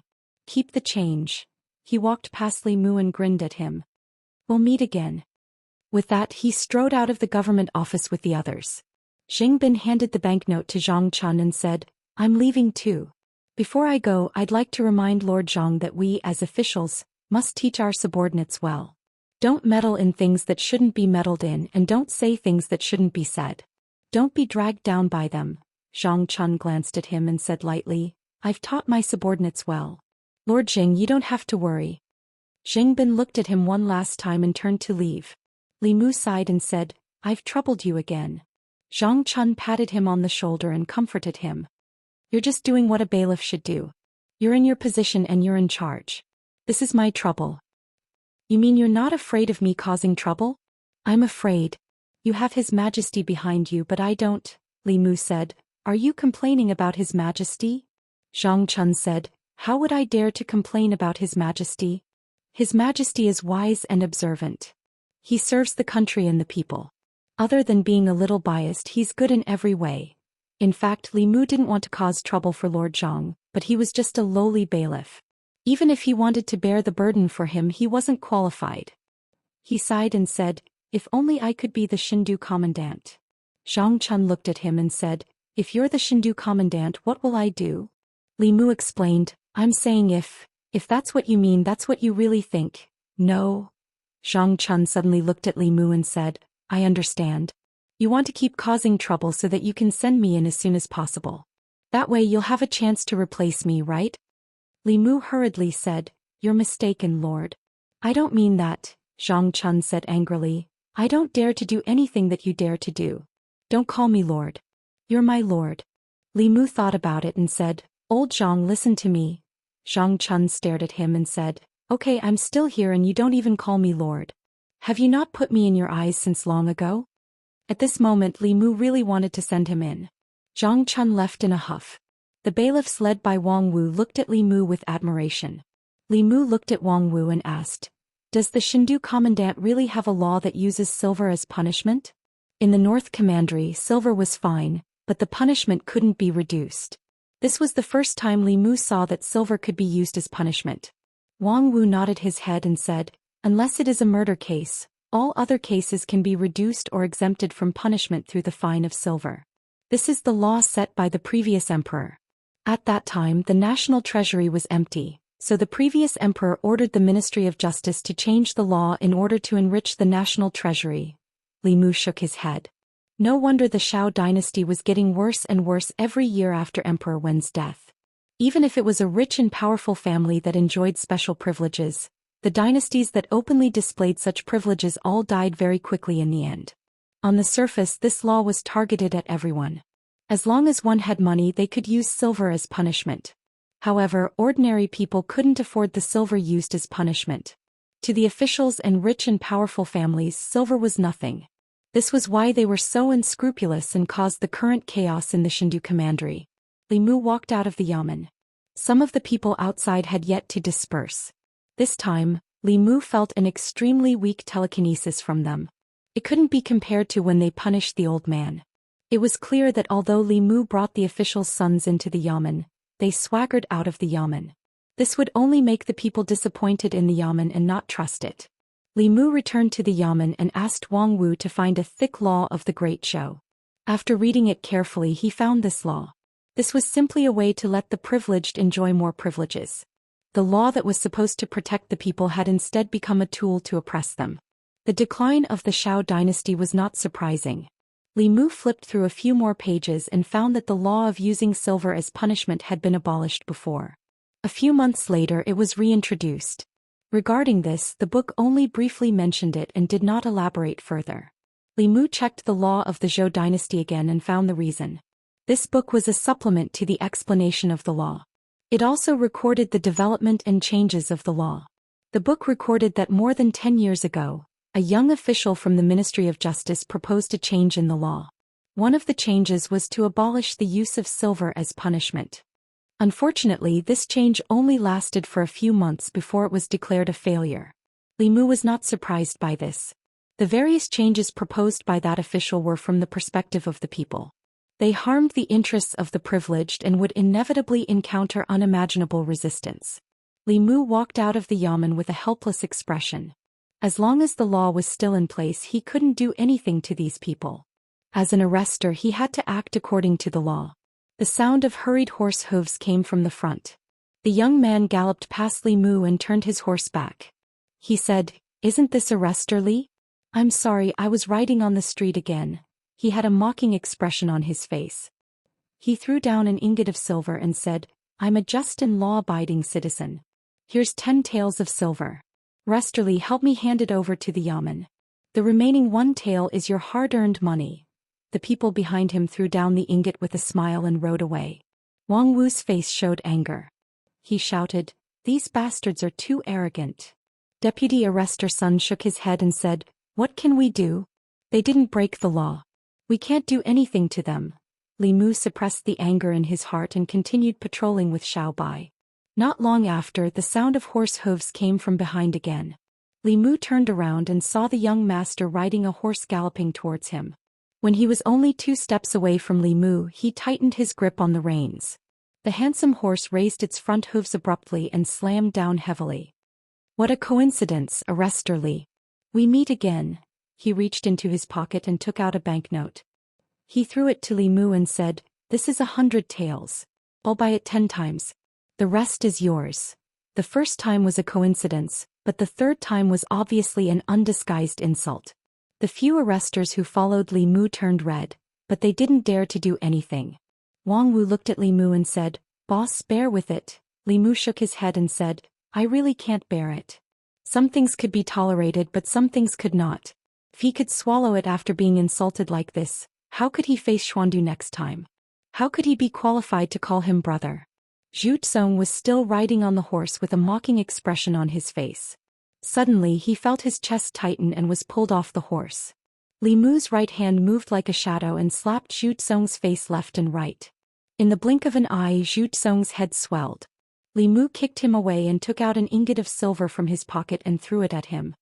"You're fined 10 taels of silver for fighting on the street. Keep the change.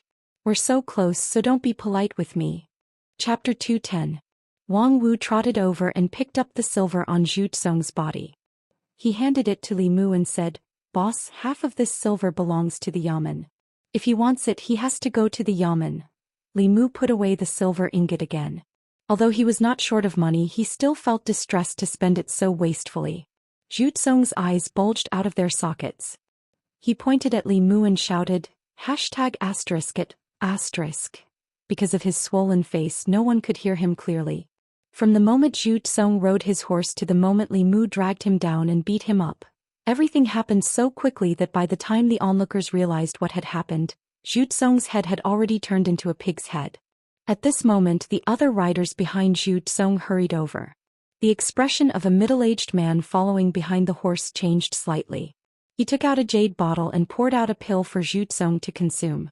As soon as the pill entered his mouth, the swelling on Zhu Tsong's face quickly subsided and returned to normal. Zhu Tsong pointed at Li Mu and said angrily, "Break his legs. I have plenty of money to pay for it." The middle-aged man had the cultivation base of the spirit concentrator realm. He stared at Li Mu but did not make a move. The constable of the government office must also be a cultivator, and his cultivation level should not be lower than that of the immortal realm cultivator. He had no confidence in winning. Moreover, Zhu Tsong was backed by his father Zhu Qi, the director of the Ministry of Rights. Zhu Tsong was only a bodyguard hired by the Zhu family. He could not bear the consequences of attacking a constable in public.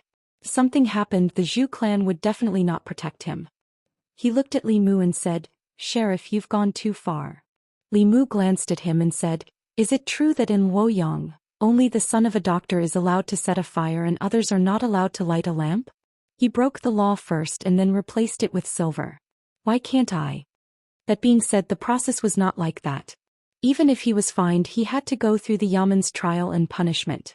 Zhu Tsong thought he was arrogant enough, but he didn't expect the Luoyang Yaman's arrestor to be even more arrogant. It seemed that he couldn't use force, but he couldn't just let the loss of face go. He looked at Li Mu one last time and said coldly, "Just you wait." With Zhu Tsong leading the way, a group of people led their horses and quickly left. The surrounding commoners suddenly burst into cheers. "Well done. My lord is mighty. These lawless bastards should have been beaten long ago." Li Mu could feel the dense psyche power of the people, causing the mana in his body to rapidly circulate. He regretted that he didn't act earlier. The best way to deal with these arrogant people was to be even more arrogant than they were.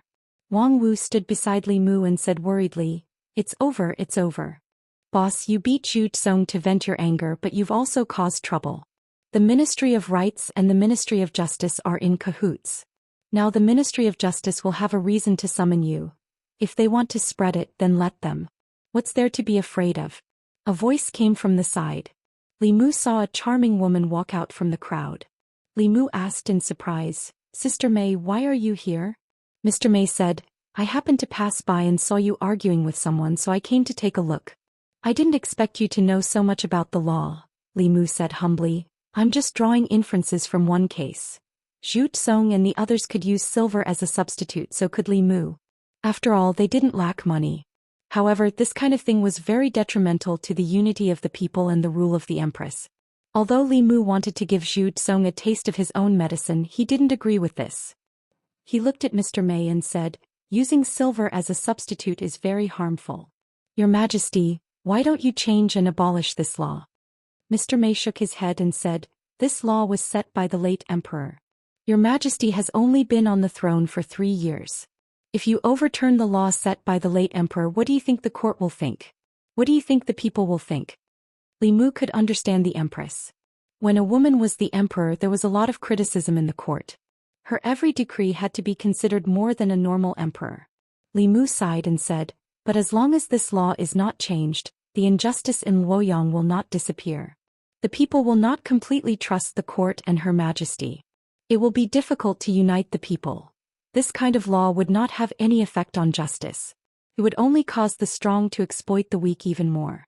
The rich and powerful could do whatever they wanted under the protection of this law. However, the powerless would face the merciless punishment of the law once they broke the law." Mr. Mei said, "Your Majesty also wants to change this law. But it's easy to set it up but difficult to change it. The Ministry of Rights has the most resistance. Many people have tried to change it, but they all failed." Li Mu was about to say something when a few Yamen runners from the Ministry of Justice suddenly came from the front. Zhu Tsong walked behind the Yamen runners. He pointed at Li Mu and said, "It's him." A Yamen runner walked up to Li Mu and said, "Are you the one who beat up young Master Zhu on the street?" Li Mu nodded and said, "It's me." "You admit it without hesitation." The Yamen runner snorted and said, "If that's the case, come with us to the Ministry of Justice." Mr. Mei glanced at Li Mu and said, "Since they want you to go, just go." Then she transmitted her voice to him. Don't forget that you're His Majesty's man. When you get to the Ministry of Justice, be more arrogant. Don't embarrass His Majesty. If anything happens, the internal guard will cover for you. With her words, Li Mu felt much more at ease. It seemed that the internal guard wanted to make a move against the Ministry of Justice, and this was the perfect opportunity. Li Mu looked at the Yamen runners from the Ministry of Justice and said, "Let's go." Seeing that Li Mu was very cooperative, the people from the Ministry of Justice didn't beat him up. Li Mu followed them to the Ministry of Justice leisurely. Some of the people on the street also gathered at the entrance of the Ministry of Justice out of curiosity. There were many government offices in Luoyang and their powers were chaotic. The Luoyang government, the Ministry of Justice, the Supreme Court and the Censorate could all handle cases. However, the latter two usually only acted on the emperor's orders. The Luoyang government didn't have a strong presence these years. Most of the cases in Luoyang were handled by the Ministry of Justice. In the Ministry of Justice, there was only one minister and one assistant minister. These two were highly respected and could directly participate in the political discussions. They rarely interfered with the internal affairs of the Ministry of Justice. In the past, all the cases in the Ministry of Justice were handled by these two ministers. In the court of the Ministry of Justice, the seat in the middle was empty. The minister of the Ministry of Justice sat on the side and looked at Li Mu. He asked, "Are you the arrestor of the Luoyang government, Li Mu?" Li Mu said, "Yes, I am." The minister of the Ministry of Justice knocked on the gavel and asked, "How dare you? Do you know your crime?" Li Mu said, "Sir, what crime have I committed?" The minister of the Ministry of Justice said, "You beat up the son of an official on the street and you dare say you're not guilty?" Li Mu raised his head and looked directly at him. He said in a neither servile nor overbearing tone, "This person has repeatedly ridden a horse on the street. Instead of being ashamed, he is proud of it. He trampled on the law and insulted the dignity of the imperial court. Shouldn't he be punished?" The minister of the Ministry of Justice snorted. "Even so, it should be handled by the Luoyang government. You're just a small official. What right do you have?" Li Mu pointed at him and said, "This person trampled on the law and insulted the imperial court. You're a dog official. Why don't you interrogate him and interrogate me instead? What right do you have to wear that official's uniform and sit in that position?" Li Mu's voice was like thunder, echoing in the court of the Ministry of Justice. Mr. Mei had asked Li Mu to come to the Ministry of Justice to be as arrogant as possible. Li Mu didn't know if he was arrogant enough. She obviously wanted to use this incident to catch the Ministry of Justice in trouble. Li Mu naturally had to cooperate with her. In the court, Zhou Xian and the bailiffs of the Ministry of Justice were dumbfounded. Arrogant, he was too arrogant. At this moment, Zhou Xian suddenly felt that compared to the constable of the Luoyang government, the things he had done were nothing. He dared to point at the minister of the Ministry of Justice's nose and call him a dog official in the court of the Ministry of Justice. He didn't deserve to sit in that position and wear that official's uniform. Even if Zhou Xian had 10 more guts, he wouldn't dare to do that. But soon a smile appeared on his face. How dare he be so arrogant in the court of the Ministry of Justice? Let's see if he's dead this time. Li Mu didn't try to suppress his voice. He even used a bit of his power. His voice passed through the court of the Ministry of Justice and into the other offices of the Ministry of Justice. It even passed through the courtyard of the Ministry of Justice and reached the outside. The managers, and scribes of the various offices of the Ministry of Justice put down what they were doing and walked out of their offices in shock. They looked in the direction of the court. Who is this? Who dares to insult the minister in the court of the Ministry of Justice? Isn't this person too bold? When Li Mu's voice came from outside the Ministry of Justice, the people on the street were stunned. They couldn't believe their ears. Is that the constable from earlier? How dare he insult an official of the Ministry of Justice in the court of the Ministry of Justice? He's too bold. You don't know yet, right? This Constable Li is the one who wrote Daoist Injustice. He even dares to insult the heavens, let alone an official of the Ministry of Justice. But he's done for. Insulting an official of the imperial court is a serious crime. It wasn't easy to get a good constable from the capital office. What a pity. In front of the crowd, a charming woman smiled. She chuckled and said, as expected of him, "This is outrageous." In the Ministry of Justice, A minister-counselor walked toward the court in anger. When he passed through the courtyard, he was blocked from behind by a figure standing in the courtyard. The minister-counselor hurriedly bowed and said, "Assistant Minister." The person in the courtyard waved his hand and said, "Go about your business." The minister-counselor hurriedly nodded and left. In the court, the minister of the Ministry of Justice recovered from his anger. He stood up abruptly and said angrily, "How dare you? You're the one who's bold." Li Mu pointed at him and scolded, "You can't tell right from wrong. You're a dog official. Do you still have the imperial court in your eyes? Do you still have His Majesty? Do you still have justice?" The minister of the Ministry of Justice was so angry that he trembled. He said loudly, "Men, drag him away. Flog him 50 times. As soon as he finished speaking, a figure quickly ran in from outside the court and whispered a few words into his ear. Hearing that person's words, the minister of the Ministry of Justice's face turned from green to white and then back to green. Finally, he gritted his teeth and sat back down. He glanced at Li Mu and closed his eyes. He said, "You may leave." Chapter 211. Li Mu was stunned by the sudden change in attitude of the director of the Ministry of Justice. Mr. May's words meant for him to be arrogant in the Ministry of Justice so that he could use it against them. Zhu Xian's repeated disregard of the law was an insult to the imperial court. If he didn't punish Zhu Xian and punish Li Mu instead, the consequences would be unimaginable. If Li Mu didn't have a powerful background, he could only grit his teeth and bear with it. However, he had the Empress and the inner guards behind him. If the Ministry of Justice really dared to punish him like that, he would be gone. It could be said that as long as Li Mu was upright, he had nothing to fear in Luoyang. The sudden change in attitude was obviously not what Mr. May wanted. Li Mu stood in the hall of the Ministry of Justice and looked at the Ministry of Justice's director. He said coldly, "You tell me to come and I come. You tell me to leave and I leave. Where do you think the hall of the Ministry of Justice is? How could a lowly official be so arrogant?" However, there were orders from above. The director's face turned red and his breathing quickened. He calmed down after a long time and asked, "What do you want?" Li Mu glanced at him and said, "Zhu Xian repeatedly disregarded advice and seriously endangered the safety of the people in Luoyang. How do you plan to punish him?" The director closed his eyes. When he opened them again, his expression had returned to normal. He said, "Zhu Xian repeatedly dissuaded criminals by disregarding his orders. He will be beaten 40 times and fined 100 taels of silver. Constable Li Mu of Luoyang will enforce the law impartially. Although his methods were wrong, he still protected the dignity of the imperial court. He shouldn't be punished." Zhu Xian opened his mouth and was about to speak when the director glared at him. Li Mu asked, "You're not going to beat me?" The director said, "You can leave." Li Mu shook his head and said, "I'm not leaving." The director's eyes were already red. He asked, "What will it take for you to leave?"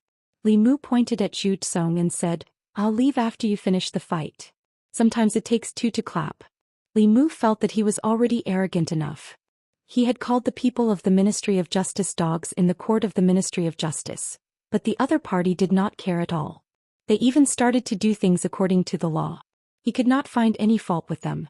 He was afraid that he would not be able to complete the task that Mr. May had given him. The director of the Ministry of Justice took a deep breath and pointed at Zhu Kong, "Drag him out and execute him." The director of the Ministry of Justice was a good friend of his father, but he showed no mercy. Zhu Xian obviously realized something. He didn't dare to say anything and let the 2 runners take him out. Soon, screams could be heard from the courtyard. Li Mu walked to the courtyard of the Ministry of Justice, crossed his arms and looked down at Zhu Xian being beaten. His attitude was very arrogant. Zhu Xian was just an ordinary person who had not cultivated. He howled in pain under the torture. In Luoyang, many officials and sons of rich families had never cultivated. It was not because they did not have the conditions to cultivate. If they wanted to, they could push their children to the Jushen state in a short time, just like Ren Yuan. However, in the path of cultivation, it was very difficult to reach the middle 3 realms without special constitution or talent. These people had enjoyed the riches of the mortal world since they were young. They could not bear the hardships of cultivation. Instead of letting them enter the cruel world of cultivation, it was better to hire cultivators to protect them. The daughter of Zhang County magistrates did not cultivate. Qin Miao Miao, the daughter of County Magistrate Qin, had the body of 5 elements. Before she went to Mount Baiyun she also did not cultivate. That was the reason. Because Li Mu was watching, the 2 runners of the Ministry of Justice did not dare to go too easy on Zhu Kong. With their years of experience they would not hurt Zhu Tsong badly, but the pain of the flesh was unavoidable. After 40 beatings Zhu Tsong passed out. The director of the Ministry of Justice looked at Li Mu and asked through gritted teeth, "Is that enough?" Li Mu knew that the people of the Ministry of Justice had already done so much. Today's matter would probably end here. If he continued to force Zhu Tsong he would be the one to lose justice. Goodbye. Li Mu saluted the director of the Ministry of Justice with his hands folded. He took one last look at Zhu Tsong and strode out. Outside the Ministry of Justice, more than 100 people gathered there and looked at Li Mu with respect and admiration. He dared to beat up the son of an official on the street and scold the officials of the Ministry of Justice in the court of the Ministry of Justice. Only he who was not afraid of heaven and earth could do such a thing. Not only that, but he also forced the Ministry of Justice to enforce the law impartially and walked out of the Ministry of Justice unscathed. It was so unbelievable that many people's jaws dropped. Li Mu stood at the entrance of the Ministry of Justice and took a deep breath. He was almost intoxicated by the thick psyche power. In the courtyard of the Ministry of Justice, the director of the Ministry of Justice watched Li Mu walk out. He almost spat out a mouthful of blood. He looked at the person beside him and gritted his teeth. "Assistant Minister, why did you let him go?" The Assistant Minister of the Ministry of Justice shook his head and said, "There are internal guards outside. If this matter is not handled properly, the Ministry of Justice will have something on us. I'm afraid the internal guards have already set their eyes on the Ministry of Justice. If you don't handle today's matter well, you'll probably be on the way to the internal guards prison." Hearing this, the director of the Ministry of Justice was stunned at first. Then he shuddered and quickly said, "Thank you for your reminder, sir. You're so considerate. For the sake of the people, for the sake of justice." The Assistant Minister of the Ministry of Justice looked out of the door with a mocking expression. No one knew if he was mocking Li Mu or himself. In the various courts of the Ministry of Justice, the officials were still discussing what happened in the court. Since when did the Luoyang Yamen have such an audacious fellow? With his temperament, I'm afraid he won't be able to stay in the divine capital for long. Strange, the Assistant Minister actually let him go. This isn't like the Assistant Minister at all. Only an old official in the corner shook his head and said slowly, "Similar, really similar." A young official beside him asked, "Similar to what?" The old official said, "That constable of the Divine Capital Court is very similar to the Assistant Minister." The official sneered and said, "Old Feng, you're really old and blind. How is he similar to the Assistant Minister? I saw him at the door of the duty room just now. He's very handsome and doesn't look like the Assistant Minister at all." The old official shook his head and said, "More than 10 years ago there was a young minister counselor in the Ministry of Justice. He also scolded the director of the Ministry of Justice back then as a corrupt official." The official was stunned and asked, "Which minister counselor was so bold to scold the director? He lost his position later, right?" The old official smiled and said, "The minister counselor then is the current assistant minister." On the streets of the divine capital, Li Mu apologized to the charming woman. "I'm sorry. Maybe I wasn't arrogant enough and didn't complete the task." The charming woman shook her head and said, "I heard it outside. You were arrogant enough and didn't embarrass His Majesty. You didn't find a chance this time, but there will be a next time." This was the first time Li Mu experienced the feeling of having someone behind him.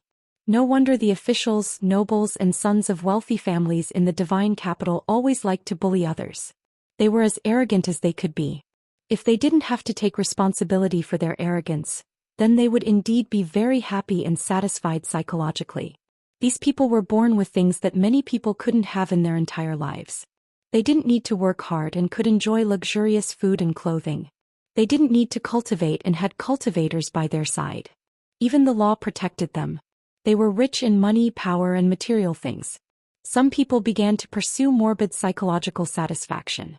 To a certain extent, these people's excessive privileges over the common people was the root of the fierce conflicts in the divine capital.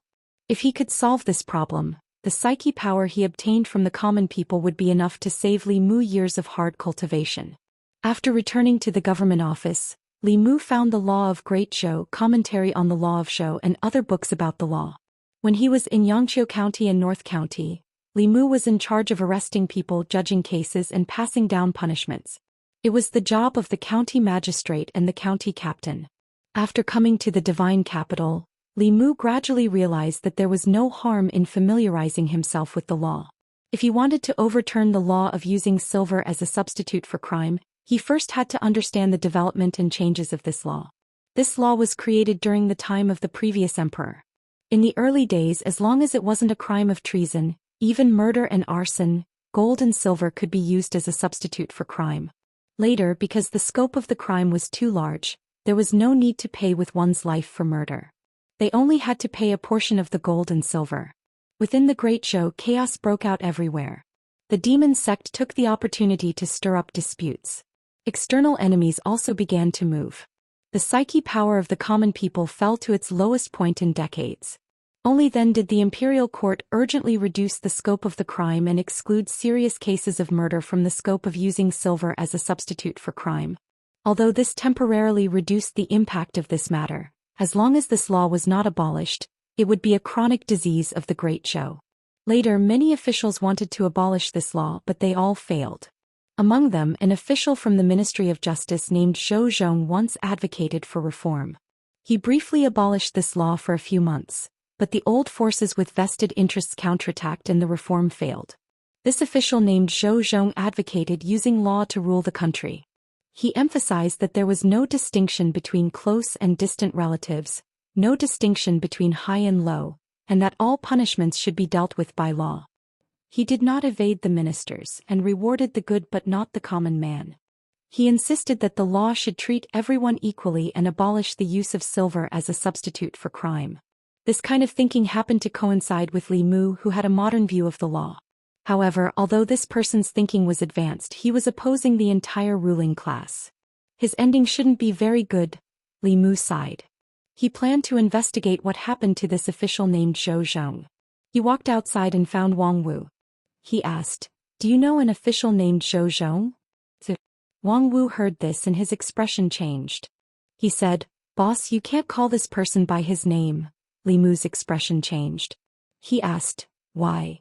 Wang Wu said nervously, "He was the assistant minister of the Ministry of Justice, the mainstay of the radical faction of the old party. He ignored the law and supported those who were with him. He built the Ministry of Justice into the old party's Ministry of Justice and sheltered countless people from the old party. The reason why the old party dared to be arrogant in Luoyang was because of him. The people privately called him King of Hell Zhou. If King of Hell wanted you to die at midnight, he wouldn't let you live until dawn." Li Mu shook his head and said, "We're definitely not talking about the same person." The Zhou Xian that Li Mu mentioned was not afraid of the powerful. He supported the people and promoted the reform of the law. The assistant minister of the Ministry of Justice that Wang Wu mentioned was the umbrella of the old party's evil forces. How could these two people be the same person? Li Mu said, "He used to be the assistant minister of the Ministry of Justice." Deputy Arrestor Sun walked over and said, "The current assistant minister of the Ministry of Justice was the assistant minister of the Ministry of Justice more than 10 years ago." Li Mu was stunned. He asked, "Are there two assistant ministers named Zhou Xian in the Ministry of Justice?" Deputy Arrestor Sun shook his head and said, "There's only one." Li Mu was stunned for a long time. He still couldn't believe it. After confirming it again and again, Li Mu had to admit that they were talking about the same person. The Zhou Xian who dared to challenge the power and promoted the reform of the law in the name of justice was the King of Hell Zhou, who inverted black and white, mixed up right and wrong, sheltered the evil forces, and caused the people of Luoyang to turn pale when they heard the law. The young man who slayed the dragon back then had become an evil dragon. Chapter 212. After sighing with emotion, Li Mu calmed himself down and began to think about what he should do next. For both public and private reasons, the law of Great Zhou that forbade the use of banknotes in lieu of crimes should be abolished. For public reasons, abolishing this law was upholding justice. For private reasons, if Li Mu could casually throw a few banknotes at the Yaman's people and swagger out of the Yaman, how would the people trust him and the Yaman? If he couldn't convince the people, he wouldn't be able to obtain psychokinesis from them. However, for more than 10 years, countless knowledgeable officials had tried to abolish this law, but they all failed. What should he do to avoid repeating their mistakes? Li Mu was pondering in the yamen when Zhang Chun walked in with his hands behind his back. He asked, I heard you went to the Ministry of Justice and made a scene? Li Mu replied, how can that be called making a scene? I just cooperated with them and did some investigation. I came back when I was done. Zhang Chun said indifferently, as long as you don't bring trouble to the yamen, you can do whatever you want outside. Li Mu advised him, sometimes making a scene is good for you. Lord Zhang, don't you want a big house? A trace of envy appeared on Zhang Chun's face. He said flatly, I don't want to. It's so troublesome to clean such a big house. Li Mu said, there will be servants to do the cleaning. Since His Majesty has given you a house, he will certainly reward some maids and servants. Lord Zhang, just think about it. Every day after you go to the yamen and come home, you can sit comfortably on a chair. There will be beautiful maids who will massage your back and shoulders and serve you tea. Stop talking. Zhang Chun's face was resolute. He said, even if you want to talk, I won't play along with you. I'm not interested in a house with 5 entrances or beautiful servants. He strode out of the door. The resolute look on his face disappeared and was replaced with envy. He was about to leave when he looked up and saw a few figures coming in. The one walking at the front was the one he had seen before, one of the 8 commanders of the internal guards, Lord Mei. He was followed by a few people who were carrying a pair of things in their arms. Zhang Chun's face lit up. Could it be that His Majesty finally remembered him after rewarding Li Mu? He stepped forward with a smile and said, Greetings, Mr. Mei. The charming woman looked at him and asked, Li Mu is not here? The smile on Zhang Chun's face stiffened, and after a short while he slowly nodded and said, Yes, yes. Li Mu watched them move a bunch of things into his room. He asked Mr. Mei, What's this? Mr. Mei said, This is a reward from His Majesty. There are 2 bolts of fine cloth and 2 boxes of fine tea from Nanyang County. These are not important. The other 2 items are very useful to you. She opened an exquisite brocade box. Inside the box was a piece of white, extremely thin clothing. Li Mu looked at Mr. Mei and asked, Ice silkworm soft armor? Mr. Mei was surprised. You know it. Li Mu nodded and said, I've seen it before. In fact, he was wearing an ice silkworm soft armor at the moment. However, the one he was wearing was made of better material. It could withstand several attacks from Zhou Xian. Mr. Mei explained, This is an ice silkworm soft armor made from the silk of a 300-year-old demon silkworm. When worn, it can help you withstand several attacks from cultivators of the 5th realm.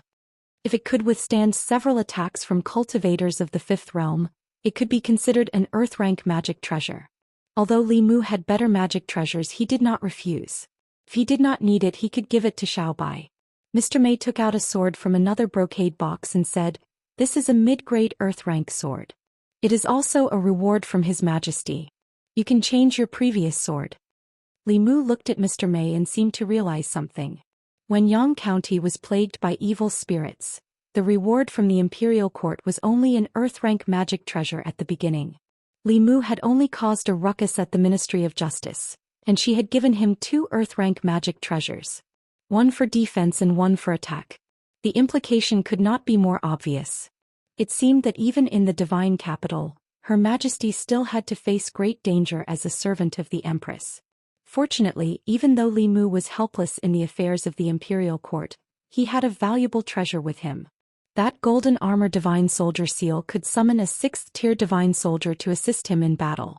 Even though the effect was very short and could only be used once, if someone really wanted to secretly make a move against him, Li Mu would definitely be able to give them a pleasant surprise. Mr. Mei could tell from Li Mu's expression that he had understood the purpose of these 2 rewards.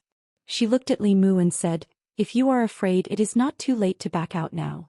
I will have someone send you back to the North County. You can continue to be a local constable and stay away from the divine capital and danger. If she had said this in the North County, Li Mu might not have come to the divine capital at all. But since he was already in the divine capital and had tasted the benefits, he would not leave so easily.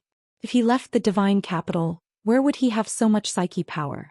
Where would he find a rich woman who could give him earth-rank magic treasures so casually? There is nothing to be afraid of. Li Mu looked straight at Mr. Mei and said, As long as His Majesty does not betray me, I will not betray His Majesty. Very good. Mr. Mei nodded and said, If you encounter any trouble that you cannot solve, you can come to the Internal Security Department to find me.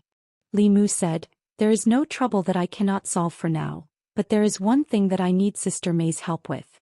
Mr. May asked, what is it? I need you to pass me a letter. Li Mu looked outside and said, but I am afraid that I will need Master Zhang's help. A moment later, Li Mu took 2 boxes of tribute tea and walked into the courtyard. Zhang Chun was still pacing in the courtyard, glancing at Li Mu's room from time to time. Li Mu handed the 2 boxes of tribute tea to Zhang Chun and said, His Majesty gave me these tea leaves. I heard that they came from Nanyang County. I don't have the habit of drinking tea. I know that Master Zhang likes tea, so I will give these 2 boxes to you. Tribute tea from Nanyang County? Zhang Chun rubbed his hands, his eyes shining.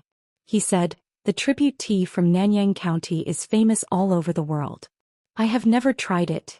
He reached out to take it, but he thought of something and retracted his hand. He asked, why did you suddenly give me such good tea? Li Mu said apologetically, I have only been in the divine capital for a few days, but I have already caused you so much trouble. I feel bad. You know that you have caused me a lot of trouble. Zhang Chun accepted the tea leaves with relief and said, since you said so, I will accept these 2 boxes of tribute tea. Seeing that Zhang Chun accepted the tea leaves, Li Mu said, actually, I have a small matter that I would like to trouble you with. I knew you would not be so kind. Zhang Chun glanced at him, but he could not bear to part with the 2 boxes of tribute tea. He said, what is it? Tell me. It is not a big deal. Li Mu said with a smile, I would like to ask you to write a letter to abolish the law of using silver as punishment. I can't help you. Goodbye. Zhang Chun hugged the tea boxes and left decisively without looking back. Li Mu said, after this is done, His Majesty will reward you with a house. Zhang Chun still did not look back. His figure soon disappeared. Li Mu stood where he was and continued to wait. If he wanted to fight a war, he first had to figure out who his enemy was. If he wanted to abolish this law, he first had to know where the obstacles came from. It was not difficult to figure this out. He just had to ask someone to propose to abolish this law and bring it to the imperial court for discussion. Those people would jump out on their own. Li Mu was just a constable. He did not even have the right to make suggestions. Although the internal guards had great power, they were an executive organization that belonged to His Majesty. They did not directly participate in the matters of the imperial court. Although Zhang Chun did not have the right to attend the imperial court, he had the right to participate in the memorial. As long as Mr. May passed his letter to the imperial court through the internal guards, Li Mu's plan could be carried out. The matter of abolishing the use of silver in lieu of crime was often mentioned, so the memorial he handed out wouldn't attract too much attention. If he was not willing to help, Li Mu's plan would be much more troublesome. Li Mu looked in the direction where Zhang Chun left and continued to wait. Soon Zhang Chun's figure appeared again. He asked, a letter to the imperial court and a house? Li Mu nodded. Even if His Majesty did not reward him, he would take out some of the treasures he had plundered from the county yamen and sell them. He would also help Zhang Chun get a house. Zhang Chun took out a letter from his sleeve and handed it to Li Mu. He said, I'll trust you this time. Don't lie to me. When he sent Mr. May away, Li Mu briefly mentioned that Commandant Zhang of the Luoyang Yamen enforced the law impartially and was upright for the people. Even though his family of 3 was squeezed into a small yard in the yamen, he still cared about the people. He was a role model for the officials in the imperial court. Chapter 213. After returning to her residence in the government office, Xiao Bai sat cross-legged on the bed and cultivated with 2 pieces of spiritual jade in her hands. Li Mu took out the ice silk soft armor and the earth-rank flying sword that the Empress had bestowed upon him. He walked to the bedside and said, you can wear this soft armor. You can also change that sword from before. Xiao Bai shook her head repeatedly. No, this is a gift from Her Majesty to benefactor. Li Mu said, be good. Just take it when I tell you to. I have better things.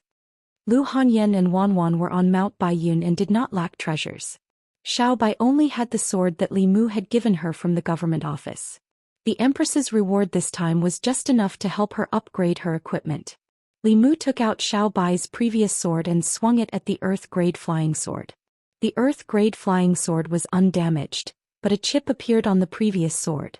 The difference in quality of magic treasures was very difficult to make up for with nurturing. Xiao Bai obediently put on the soft armor and put away the flying sword. She said, "Thank you, benefactor." Li Mu sat on the bedside and patted her head. He said, "We're family.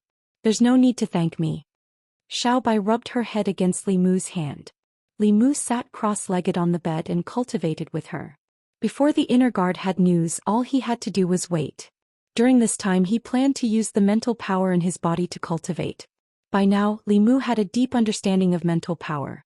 This power existed in his body and could increase the speed at which he guided spiritual qi. Whether it was guided from heaven and earth or absorbed from spiritual jade, it was several times faster than when he did not use mental power. In other words, this was using hard work to make up for the lack of innate talent. Some cultivators with mediocre aptitude and no special constitution could cultivate as fast as those with pure yin, pure yang and 5 elements bodies if they were supported by a large amount of telekinesis. There were many ways to obtain psychokinesis. Buddhists could enlighten the world, Daoists could exterminate demons and devils, the imperial court could govern the country, or like Li Mu, punishing evil and upholding justice for the people, they could obtain psychokinesis from the people. There were also some heretical sects that established their own sections. They obtained psychokinesis by fooling the common people and recruiting believers.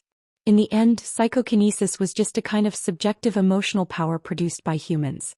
If the common people were brainwashed and became fanatical believers of the heretical path, the psychokinesis they produced would be several times or even dozens of times that of a normal person. These corrupt path believers were the most dangerous. With just the slightest bit of enticement, they would disregard their own lives and do some extremely dangerous things. Therefore, the imperial court had always spared no effort to exterminate this kind of heretical cultivation. Under the urging of psychokinesis, the spiritual jades were absorbed by Li Mu at a speed visible to the naked eye and turned into dust. Li Mu had entered the spirit concentrating realm for some time now. His magical power had also increased by quite a bit compared to the beginning. However, he was still very far away from the 4th realm. The magical power needed to advance to the next level was like a bottomless pit. With Li Mu's constitution, it would take several years for him to cultivate normally, and this was under the condition that he had the support of spiritual jades. If he were to dual cultivate with Lu Hanyan, this time could be shortened to a year. If he could obtain psychokinesis from the common people of Luoyang, the time it would take would be even shorter. After a small increase in his magical power, Li Mu tried the 9 syllables mantra again and discovered that he could already use the swordsman formula. Of the first 4 words of the 9 syllables mantra, the confrontation formula was a thunder technique. With Li Mu's spirit concentrating realm cultivation, he could at most release a few bolts of heavenly purple thunder. Under normal circumstances, only transcendent realm cultivators had the opportunity to come into contact with thunder techniques. The heavenly purple thunder was an advanced thunder technique used by 5th realm cultivators in the destiny realm. A Dao technique that could surpass 2 levels was considered superior among all Dao techniques. Although this type of purple thunder could not cause much damage to 5th realm cultivators, it was enough to crush 4th realm cultivators in terms of level. Li Mu had already mastered the army formula and the fighting formula. Now he could also easily use the swordsman formula to directly mobilize the power of heaven and earth to recover his magical power.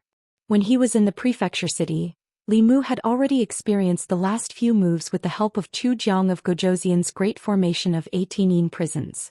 However, to truly use his own magical power he would probably have to wait until he reached the transcendent realm. Early in the morning, Li Mu brought Xiao Bai and patrolled the Luoyang as usual. When they passed by the palace city, they could not help but take a few glances inside.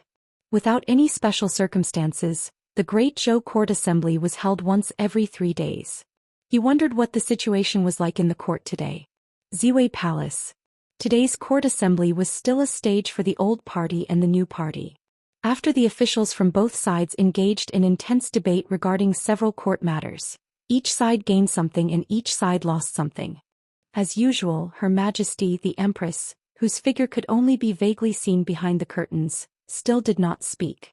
The court assembly was still hosted by her personal female official.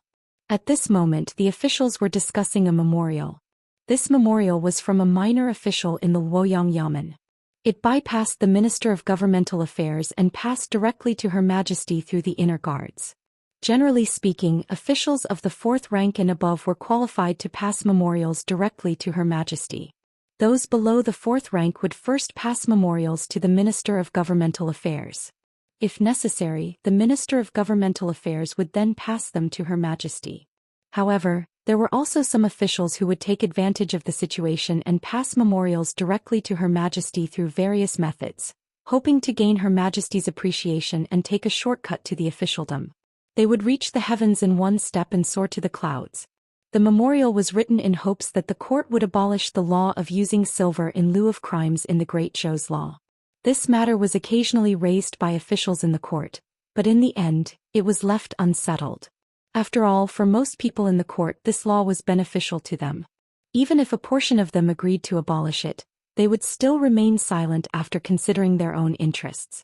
A few officials from the censorate were the first to step forward. Your Majesty, I believe that the law of using silver in lieu of crimes encourages unhealthy practices and should be abolished a long time ago. I second the motion. If a violation of the law can be pardoned with silver, where is the dignity of the law? If this law can be abolished, the hearts of the people will be more united and the country will benefit. After this topic was raised, several officials immediately stepped forward and expressed their agreement. Not long after, an official from the Ministry of Revenue stepped forward and said, "A portion of the revenue of the national treasury comes from silver in lieu of crimes. If it is abolished, I'm afraid the national treasury will be tight." The first official to step forward said, "Lord Wei, don't you think that using silver in lieu of crimes will cause the court to lose the hearts of the people?" The official from the Ministry of Revenue did not deny it. He said, "Although this law has lost some of the hearts of the people, it has been implemented for so many years and the court has always been stable. Governing a country is not settling cases. Cannot be purely based on right and wrong. Has to be balanced. If the national treasury loses this portion of revenue each year, where will the repair costs of the imperial city's yamen, the salaries of the officials, and the disaster relief funds allocated to the various prefectures come from?" The official opened his mouth but did not know how to refute. At this time, another official from the Ministry of Rights stepped forward and said, "The silver in lieu of crimes was created when the late emperor was still alive. After several modifications, it has already eliminated the majority of serious crimes. It not only ensures the hearts of the people, but also increases the revenue of the national treasury. Do the officials think that you are more wise than the late emperor?" With these words, the officials who had just agreed were immediately silenced. They could refute the reason of the official from the Ministry of Revenue, but who would dare to refute the words of the official from the Ministry of Rights? Even the person behind the curtain could not say that she was more wise than the late emperor, let alone them, the officials. Whoever dared to admit it would be disgraceful. An official from the Ministry of Revenue and an official from the Ministry of Rights blocked the mouths of everyone in the court. Whether it was the new party or the old party, those who could be called party in the divine capital belonged to the upper echelons. Silver in lieu of crimes was beneficial to them. With these two taking the lead, people quickly stepped forward one after another. "I oppose this proposal." "I also oppose." "I second." Beside a pillar in the corner of the crepe myrtle hall, a charming woman held a book in one hand and a brush in the other. She wrote unhurriedly, "The Minister-Counselor of the Ministry of Revenue, the Minister-Counselor of the Ministry of Rights, the Minister-Counselor of the Ministry of Justice." When Li Mu returned to the yamen, he saw that Mr. Mei was already waiting for him there. Li Mu walked forward and asked, "How is it?" "Like before, too many people oppose this proposal. We can only put it aside for now." Mr. Mei shook his head and handed him a book. "The leaders of the opposition are all written here." Li Mu inquired about the situation in the imperial court today from her, and also learned some detailed information. The Ministry of Revenue's reason was not based on any evidence. As long as the punishment was combined or the amount was increased, the problem of the national treasury's revenue could be solved. The problem with the silver in lieu of crimes was not that the punishment was silver, but that only the punishment was used for crimes. Since those people did not care about the silver, they might as well punish them more. The national treasury's revenue in this area would not decrease but increase. As for the Ministry of Rights' reason, it was purely baseless accusations. If the rules set by the previous emperor could not be changed by the descendants, then society would not be able to progress. These were all excuses they came up with. Mr. May said, "Actually, this is not a big deal. Most of the officials above the 4th rank do not care and did not participate. The ones who really oppose are the 5th and 6th rank officials. Their positions are not high, but they are very difficult to deal with. Do you have any ideas?" Li Mu thought for a moment and said, "I do have an idea, but it will cost more silver. I wonder if your majesty can reimburse me?" Chapter 214. After getting a definite answer from Mr. May, Li Mu was relieved. Lu Hanyan was not by his side, so he had to be frugal with his spending. He had to ask the Empress for reimbursement for this kind of official expenses. He walked to the front office and found Wang Wu. Wang Wu stood up and asked, "Boss, what's the matter?" Li Mu asked, "Are you familiar with the officials and nobles in Chengdu?" Wang Wu nodded and said, "Of course I am. In our line of work we can have nothing, but we can't be blind. We have to be clear about who we can offend and who we can't. If one day we offend someone we shouldn't, we won't be able to wear this uniform anymore." It seemed that Wang Wu was the right person. Li Mu asked, "Do you know the Minister Counselor of the Ministry of Revenue?" "The Ministry of Revenue has 2 Minister Counselors," Wang Wu said. "Under the Ministry of Revenue, there are 3 Minister Counselors. Under the Ministry of Revenue, there are 3 Minister Counselors. Their official positions are half a rank higher than our Commandant Darren." Mr. May seemed to have expected Li Mu to have this question. He even thoughtfully put a bracket after the Minister Counselor of the Ministry of Revenue with the word Wei in the bracket. Li Mu said, "Minister Counselor Wei." Wang Wu was obviously familiar with the officials in the court. He immediately said, "Then it's Lord Wei of the Ministry of Revenue." Li Mu asked again, "Who's in his family?" This time Wang Wu thought for a while and said, "In Minister Counselor Wei's family, other than him has a wife and 2 concubines. He and his wife have no children. The 2nd concubine gave him a daughter and the 3rd concubine gave him a son. Lord Wei likes the son very much and usually spoils him to the heavens." Li Mu was not surprised to know that he was an official of the Ministry of Revenue. However, knowing so much about his family was a bit hard to believe. Li Mu looked at Wang Wu in surprise and asked, "How are you so familiar with this?" Wang Wu quietly returned to the duty room and quickly ran out with a thick book in his arms. He said, "This is what I saved up with great difficulty over the years." Li Mu flipped open the book and was momentarily stunned. This book was clearly written by Wang Wu himself. It detailed the various officials in the capital, the 3 provinces, 6 departments, 9 temples and 24 divisions, as well as their family situations. There was even an analysis of the personalities of the officials in the Yamen, including the mobilization of the officials in the Yamen. It was all written in the book. This was practically a true record of Great Zhou's officialdom. Li Mu asked, "Why do you remember these things?" Wang Wu sighed and said, "I was afraid of offending someone I shouldn't offend. There are many people in the capital who can crush us with just a wave of their hand, so I asked around in advance." Li Mu praised, "You're really a talent." Wang Wu rubbed his head and said embarrassedly, "Boss, you flatter me." Li Mu quickly found a breakthrough point from Wang Wu's words. He asked Wang Wu, "Tell me about Minister Counselor Wei's son."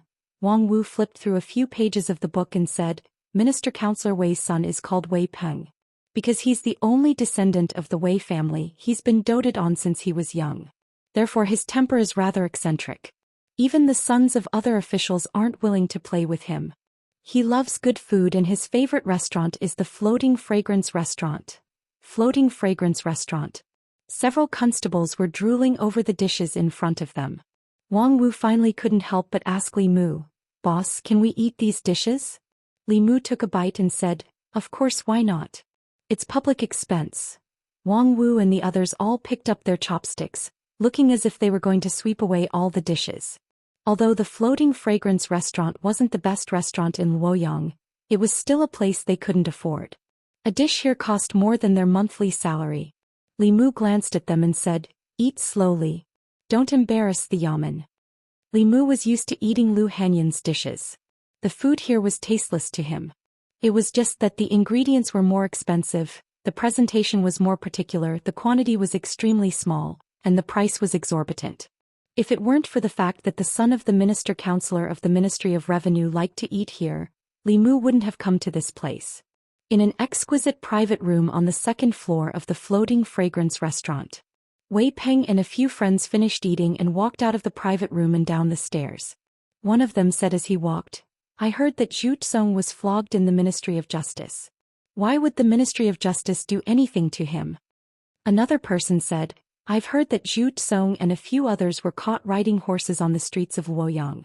He paid the fine and gave the arrestor 100 taels after he got out, saying that he would do it 10 more times."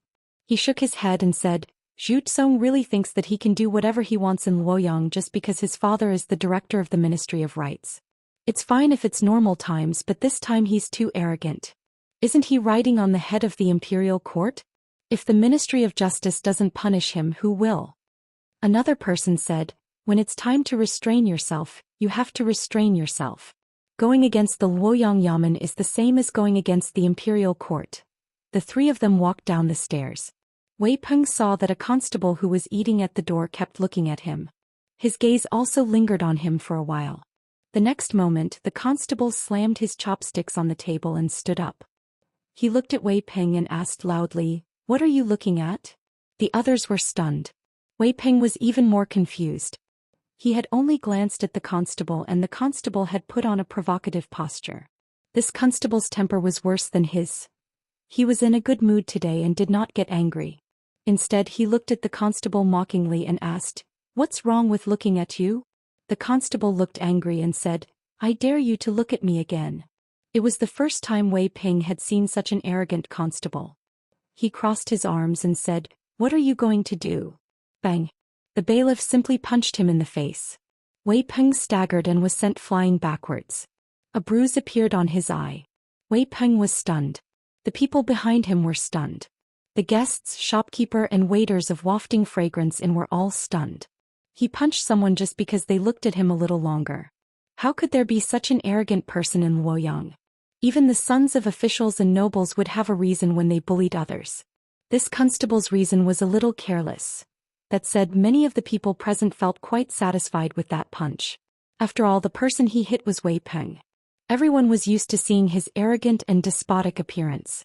It was the first time they saw him being bullied. The constables were also stunned. Wang Wu had never thought that the reason Li Mu asked him about Minister Wei's vice-director was because of this. The pain that came from his eyes stunned Wei Peng for a moment before he woke up. Then he clearly realized something. He had been beaten up.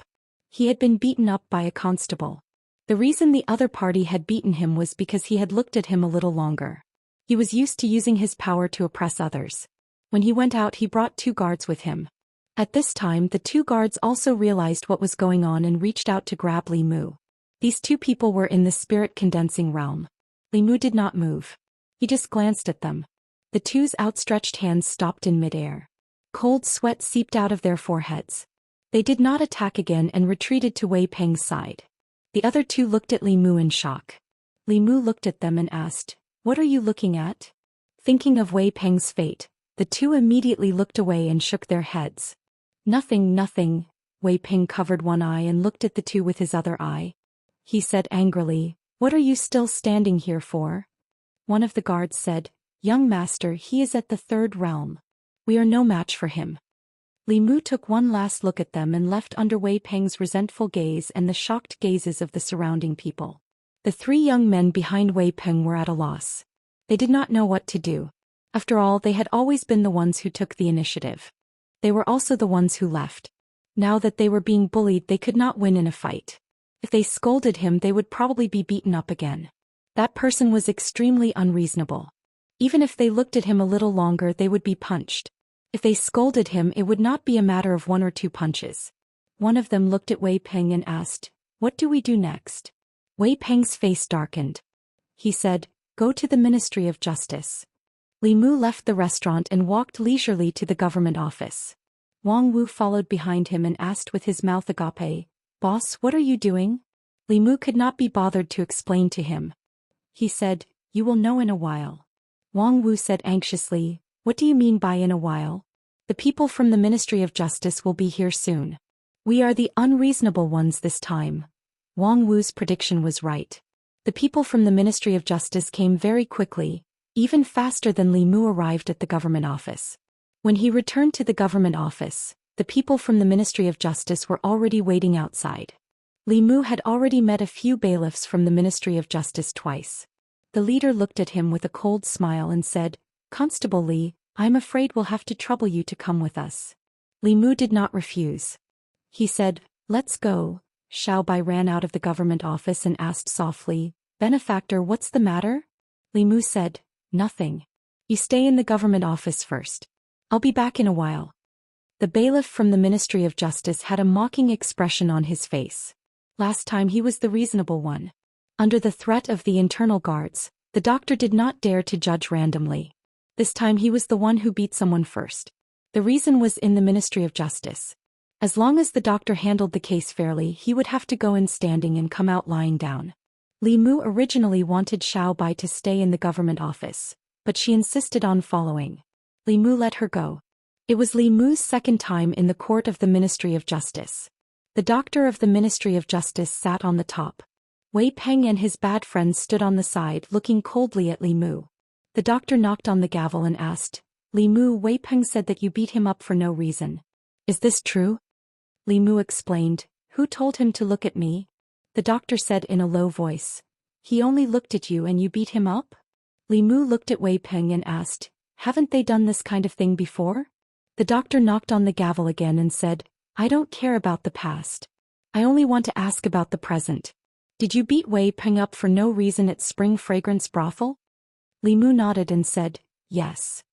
Since you've admitted to the crime, there's nothing left to interrogate." The doctor sneered and said, "Men, drag him away. Give him 20 beatings and throw him into the Ministry of Justice's prison for 7 days." He looked at Li Mu with satisfaction. Last time the internal guards were there and it was Zhu Zong who made the mistake first. He had no choice but to let him walk out of the government office. But this time was different.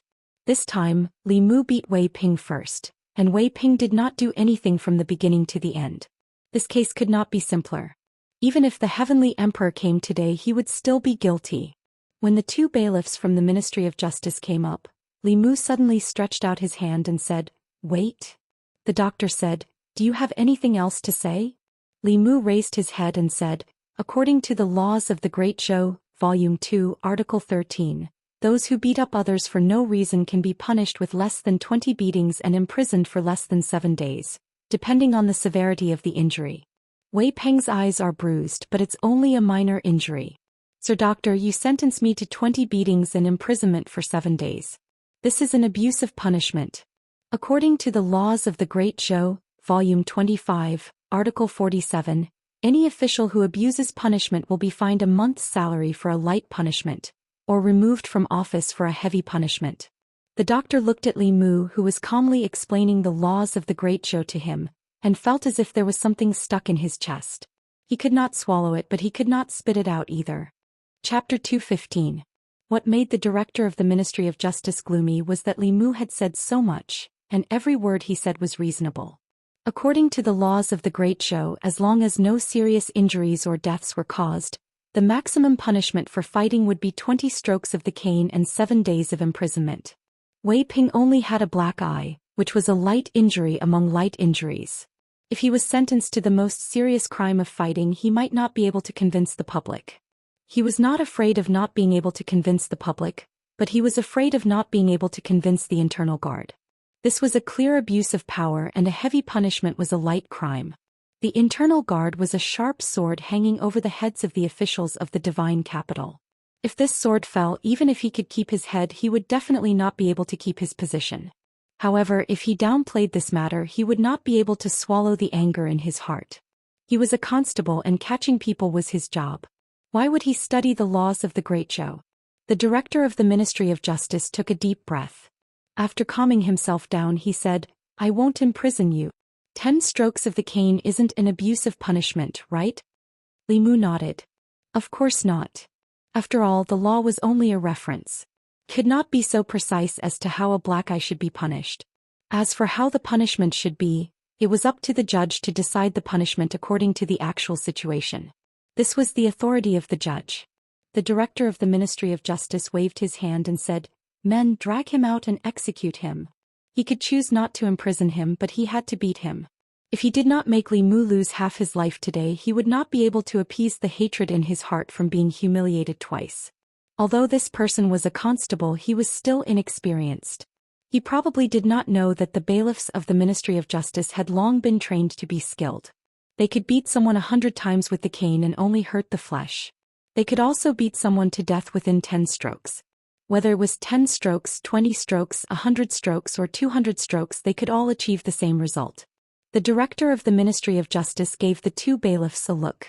After the two understood, a trace of fierceness appeared in their eyes. Wait. Li Mu stretched out his hand again. The director of the Ministry of Justice said angrily, "What else do you want?"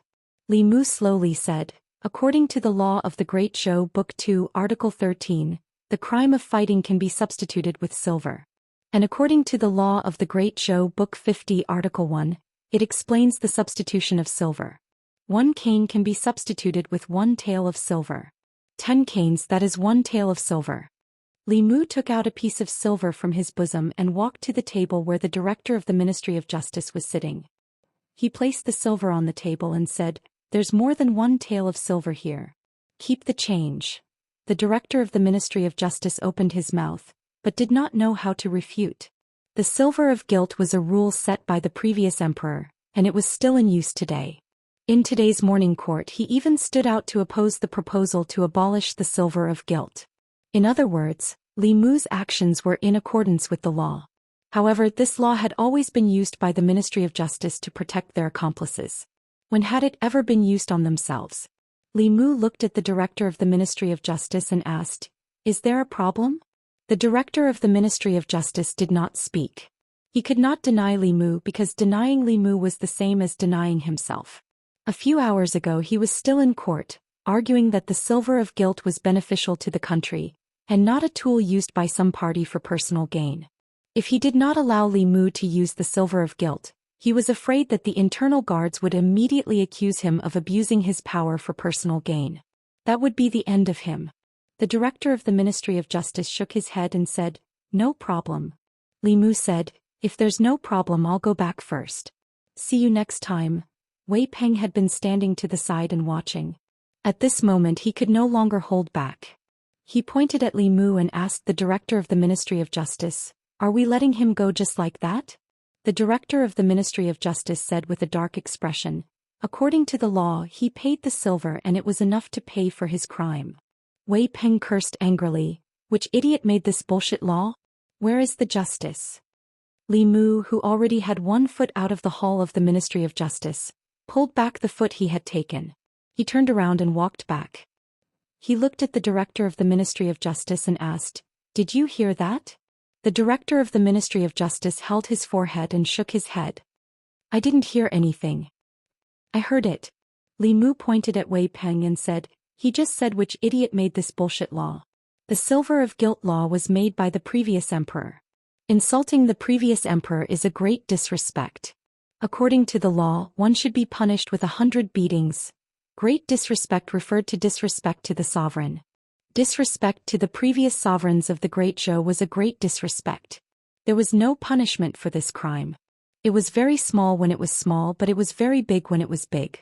If the sovereign was wise, he might just laugh it off. If it was a narrow-minded emperor, this crime alone would be enough to sentence him to death. According to the law of the Great Zhou, great disrespect was punishable with 100 beatings. After 100 beatings, some people would be able to get out of bed the next day. Some people would die on the spot. The specific situation depended on the decision of the judge. Whether they lived or died, it was all within the law. Hearing this, Wei Peng's expression changed greatly. He said, "I didn't know this was made by the previous emperor. I am willing to use silver as a substitute." The director of the Ministry of Justice looked at him like he was an idiot. He said, "Murder, arson, disobedience, and great disrespect are not included in the list of crimes."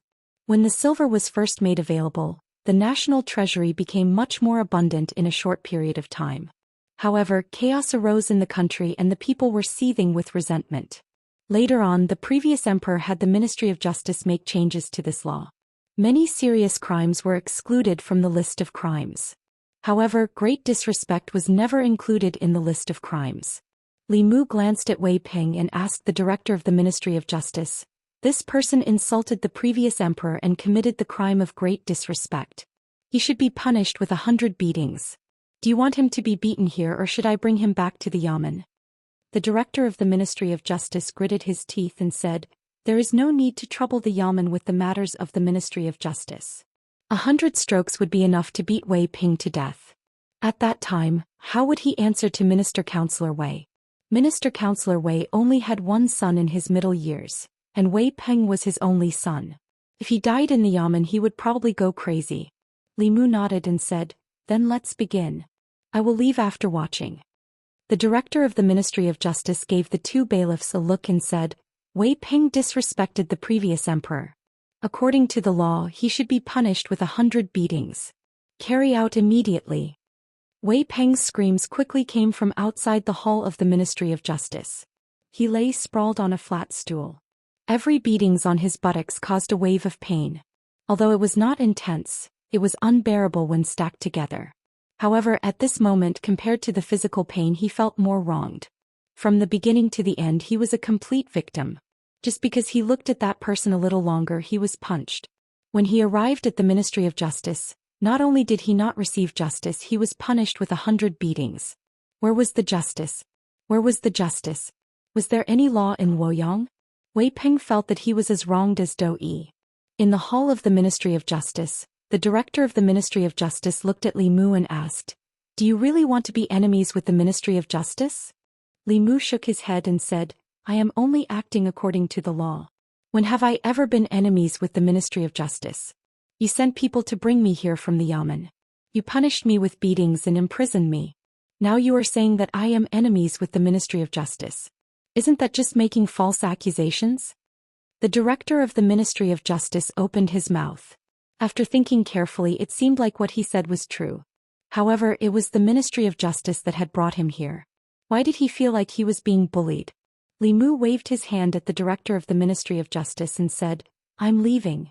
See you next time. After being taken advantage of twice, the director of the Ministry of Justice watched Li Mu walk out of the door of the Ministry of Justice once again.